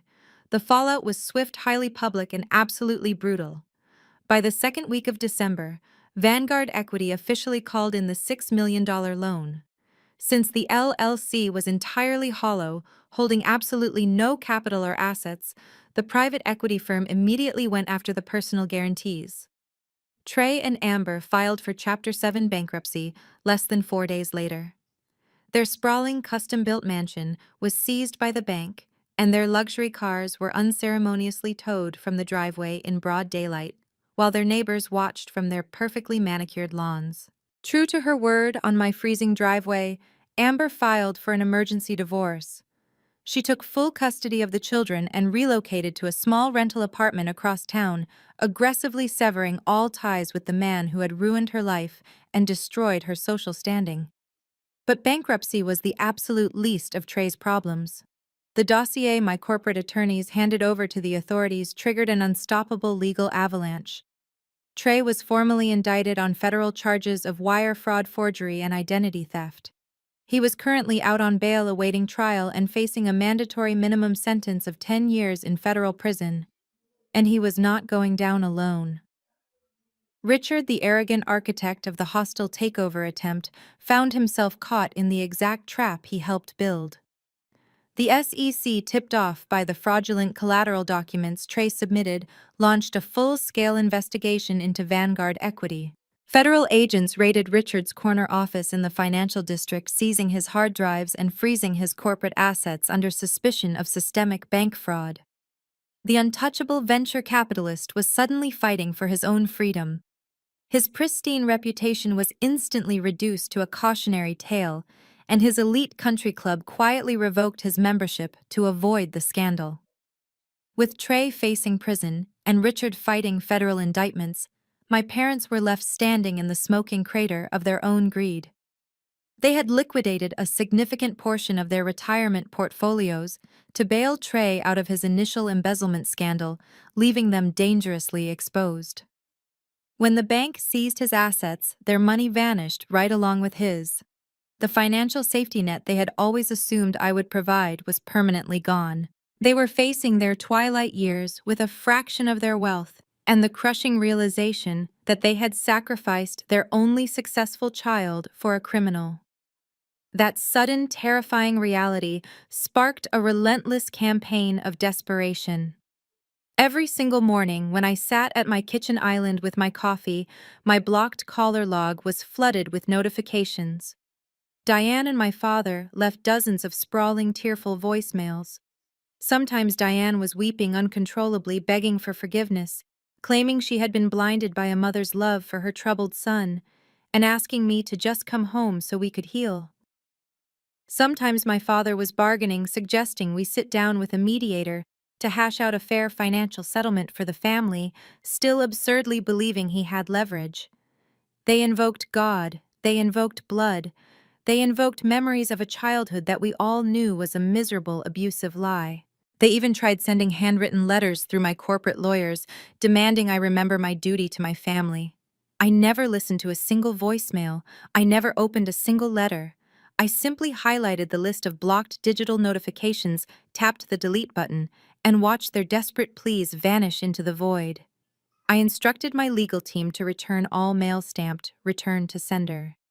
The boundary I established on Thanksgiving was not a temporary punishment designed to teach them a lesson. It was a permanent, impenetrable wall. I had spent 28 years trying to earn a place at a table where I was actively despised. Now I owned the entire estate, the table, and the feast. I stood up, poured the rest of my coffee into my travel mug, and grabbed my keys. It was a crisp, bright winter morning, and I had a multi-million-dollar empire to run entirely free from the shadows of the people who never believed I could build one. That crisp winter morning set the tone for the rest of the year. By the time the final week of December arrived, my estate had been completely transformed. The heavy, suffocating atmosphere that had poisoned the dining room on Thanksgiving was entirely gone, replaced by the scent of fresh pine-roasted chestnuts and genuine, uninhibited laughter. I was hosting my first annual Christmas Eve gala, and for the very first time in my life, I was actually looking forward to a holiday dinner. I walked through the grand foyer, the same space where my parents had tearfully scrambled for their coats under the glare of police lights just a month prior. Tonight, the marble floors echoed with the cheerful chatter of 50 guests. But this was not a gathering of blood relatives bound by toxic obligations. This was my chosen family. I stood near the edge of the living room, nursing a glass of sparkling cider, and watched the people who truly mattered. Over by the roaring fireplace, my lead organic chemist, Sarah, was animatedly explaining a new peptide extraction method to my college business law professor. He was the one who had first handed me a book on corporate structures 10 years ago when I was a desperate teenager looking for a lifeline. Across the room, my new logistics director was sharing a joke with the marketing team, their easy camaraderie a stark contrast to the cutthroat, backstabbing environment Trey had cultivated at his failing investment firm. These were the people who had stayed late in the cramped, poorly ventilated laboratory during the early days of Sienna Botanicals. These were the mentors who had answered my panicked phone calls at 2 in the morning when I was trying to navigate my first major retail contract. They were the friends who celebrated my victories without a single ounce of jealousy and supported me through the setbacks without a whisper of judgment. We had built an empire together, brick by brick, formula by formula, built on a foundation of mutual respect and absolute trust. A gentle clinking of a spoon against crystal drew my attention to the center of the room. Sarah raised her champagne glass, a bright, genuine smile illuminating her face. She did not offer a forced, passive-aggressive toast about family duty, like my mother always did. Instead, she spoke about resilience. She toasted to the late nights, the impossible deadlines, and the unwavering vision that had brought us all to this beautiful home. When she raised her glass to me, calling me the bravest CEO she had ever known, the room erupted into thunderous, heartfelt applause. I felt a sudden, overwhelming warmth bloom in my chest. It was a sensation I had never experienced during any holiday spent with my biological family. I excused myself from the crowd, stepping quietly into the adjoining library and closing the heavy oak doors behind me. The sudden quiet offered a moment of profound clarity. I walked over to the tall windows and looked out at the frost-covered driveway. The spot where my family had violently imploded was now lined with the cars of people who actually valued me. For 28 years, I had carried an invisible, crushing weight on my shoulders. I had contorted myself into endless shapes, trying to be the perfect, compliant daughter, hoping that one day my parents would look at me with the same blind adoration they reserved for Trey. I had internalized their constant criticism, mistaking their cruelty for normal family dynamics. But shedding that toxic weight had fundamentally altered my existence. I realized standing there in the quiet elegance of my library that I could finally breathe. I was no longer waiting for the next insult, the next demand for money, the next manipulative guilt trip. My posture was straighter. My mind was clearer. The lingering anxiety that used to paralyze me every time my phone rang had completely evaporated. I had learned the hardest lesson of all. Blood simply dictates who brought you into this world. It does not dictate who belongs in your life. Real family is not an automatic birthright that grants people the permission to abuse you, use you, and discard you when you are no longer convenient. Real family is an active daily choice. It is the people who actively defend your peace, who celebrate your independence, and who love you for exactly who you are, not for what they can extract from you. I took a deep breath, the clean winter air filling my lungs, and turned away from the window. The past was permanently locked outside those gates, freezing in the dark. I opened the library doors and stepped back into the warm light, ready to celebrate the beautiful, unbreakable family I had chosen for myself. The rest of the evening blurred into a beautiful montage of laughter, clinking glasses, and genuine connection. By the time the final guest hugged me goodbye and the heavy front doors closed, it was well past midnight. The house was quiet again, but this time it was a warm, comforting silence. I walked back into the living room, kicked off my heels, and sank into the plush velvet armchair near the dying embers of the fireplace. The glowing coals provided the perfect backdrop for my final reflections on the chaotic storm I had just weathered. People often misunderstand the true nature of vengeance. Pop culture conditions us to believe that revenge must be a loud, violently dramatic spectacle. We picture screaming matches, throwing punches, or actively destroying someone else's life. But that kind of vengeance is inherently flawed. It requires you to lower yourself to the level of your abusers. It keeps your energy firmly tethered to the very people who hurt you, draining your spirit long after the initial conflict is over. I learned over the past 10 years that the most effective, most devastating form of revenge is entirely silent. It is structural. True revenge is simply stepping aside and allowing arrogant people to sign their own destruction, using the pen of their own bottomless greed. Trey and Richard did not lose their mansions, their reputations, and their freedom because I actively plotted to ruin them. I simply built an impenetrable fortress around my hard work and refused to be their sacrificial lamb. I stopped catching them when they fell. Their monumental entitlement was their ultimate undoing. They looked at me and saw a vulnerable, inferior woman running a little skincare hobby. Their staggering hubris completely blinded them to the legal landmines they were gleefully tap dancing upon. When you deal with narcissists and lifelong parasites, you do not need to orchestrate their downfall. You just need to meticulously document their actions, secure your borders, and let the unforgiving law of natural consequences take the wheel. There was, however, one final lingering loose end I needed to tie up. A microscopic detail, but a profoundly symbolic one, required to close this chapter forever. Years ago, before the Delaware C Corp, before the Sephora contracts, and before the multi-million-dollar valuations, I had a brief moment of financial vulnerability. I needed capital to secure my first bulk order of botanical ingredients. I made the mistake of asking my family for a standard business loan. My parents laughed at me, but Richard, always eager to play the benevolent patriarch, handed me a check for $5,000. He made sure to do it publicly, loudly, calling it pity money. He explicitly framed it as a charitable donation to keep me from embarrassing the family name. He never asked for equity, writing it off as the cheap cost of maintaining his superiority complex. He had undoubtedly forgotten all about that minor transaction. But I never forgot. I kept my internal ledger perfectly balanced. The week after Trey's federal indictment became public knowledge, I took a trip to my private bank. I sat across from my wealth manager and requested a certified cashier's check made out to Richard for exactly $5,000. I brought the crisp, watermarked check back to my home office. I slipped it inside a heavy white envelope. I did not include a letter detailing my success or rubbing salt in his fresh wounds. I simply took a piece of premium cardstock and wrote 3 words in sharp black ink: paid in full. I did not put a return address on the envelope.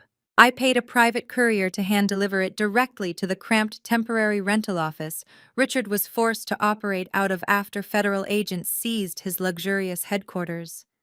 I did not need to see his face when he opened it. The mental image was satisfying enough. A once untouchable financial titan drowning in federal bank fraud investigations and watching his legacy evaporate, receiving a perfectly legal, utterly dismissive refund from the woman he tried to destroy. Handing it back was never about the money. It was about cleanly severing the very last string they believed they had attached to my life.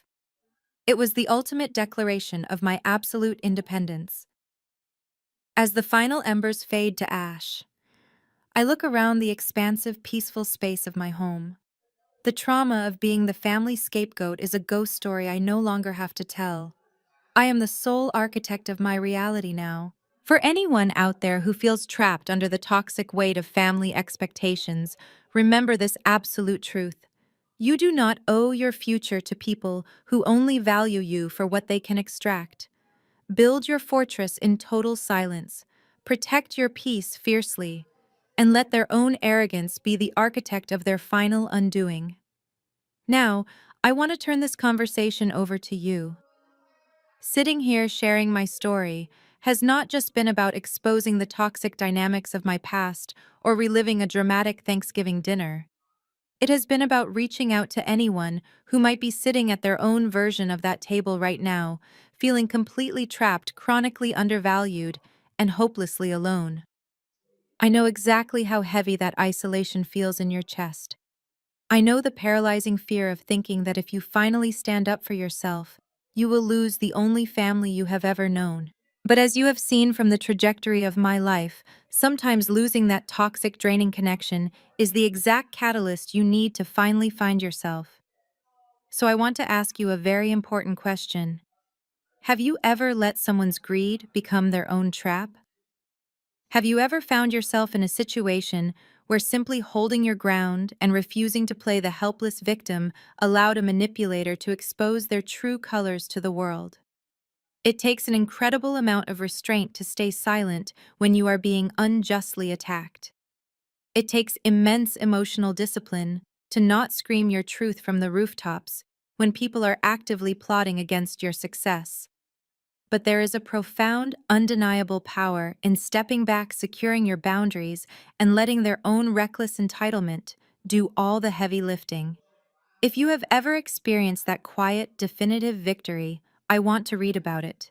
Or perhaps your story resonates more with the painful reality of having to walk away from the people who were supposed to protect you. Cutting ties with your biological family is never a decision made lightly, no matter how justified it is.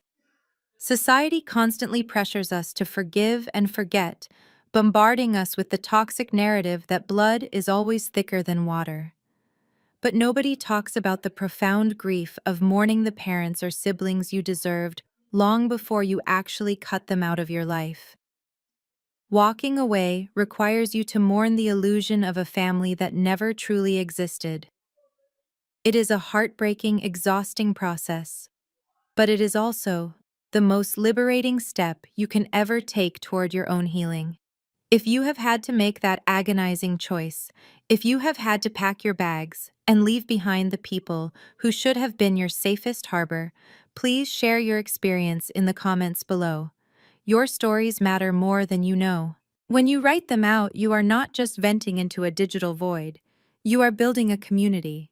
You are showing someone else who is currently scrolling through these comments in the middle of a sleepless, anxiety-filled night that they are not crazy, they are not broken, and they are absolutely not alone. Being labeled the black sheep of the family is rarely about you doing something wrong. It is almost always about you seeing through the dysfunction and refusing to play your assigned role. The comment section of this video is a safe space for the scapegoats, the black sheep, and the cycle breakers. We are the ones who refuse to inherit the generational trauma, and we are the ones who are building healthier, happier lives on our own terms. If this journey resonated with you, if you found any strength, validation, or comfort in my words today, please hit the like button. It helps push this message out to a wider audience, reaching the people who might desperately need a reminder of their own power right now.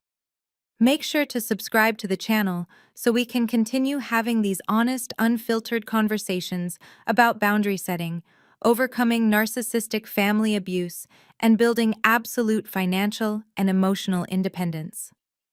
I have so many more insights, business strategies, and personal lessons to share with you all. And please share this video with a friend, a coworker, or anyone you know who might be struggling with a toxic dynamic. Sometimes simply hearing that someone else survived the exact same nightmare is the key that unlocks the door to their own freedom. Thank you so much for spending your time with me today. Thank you for listening to my truth, and thank you for being part of this incredible, growing, chosen family.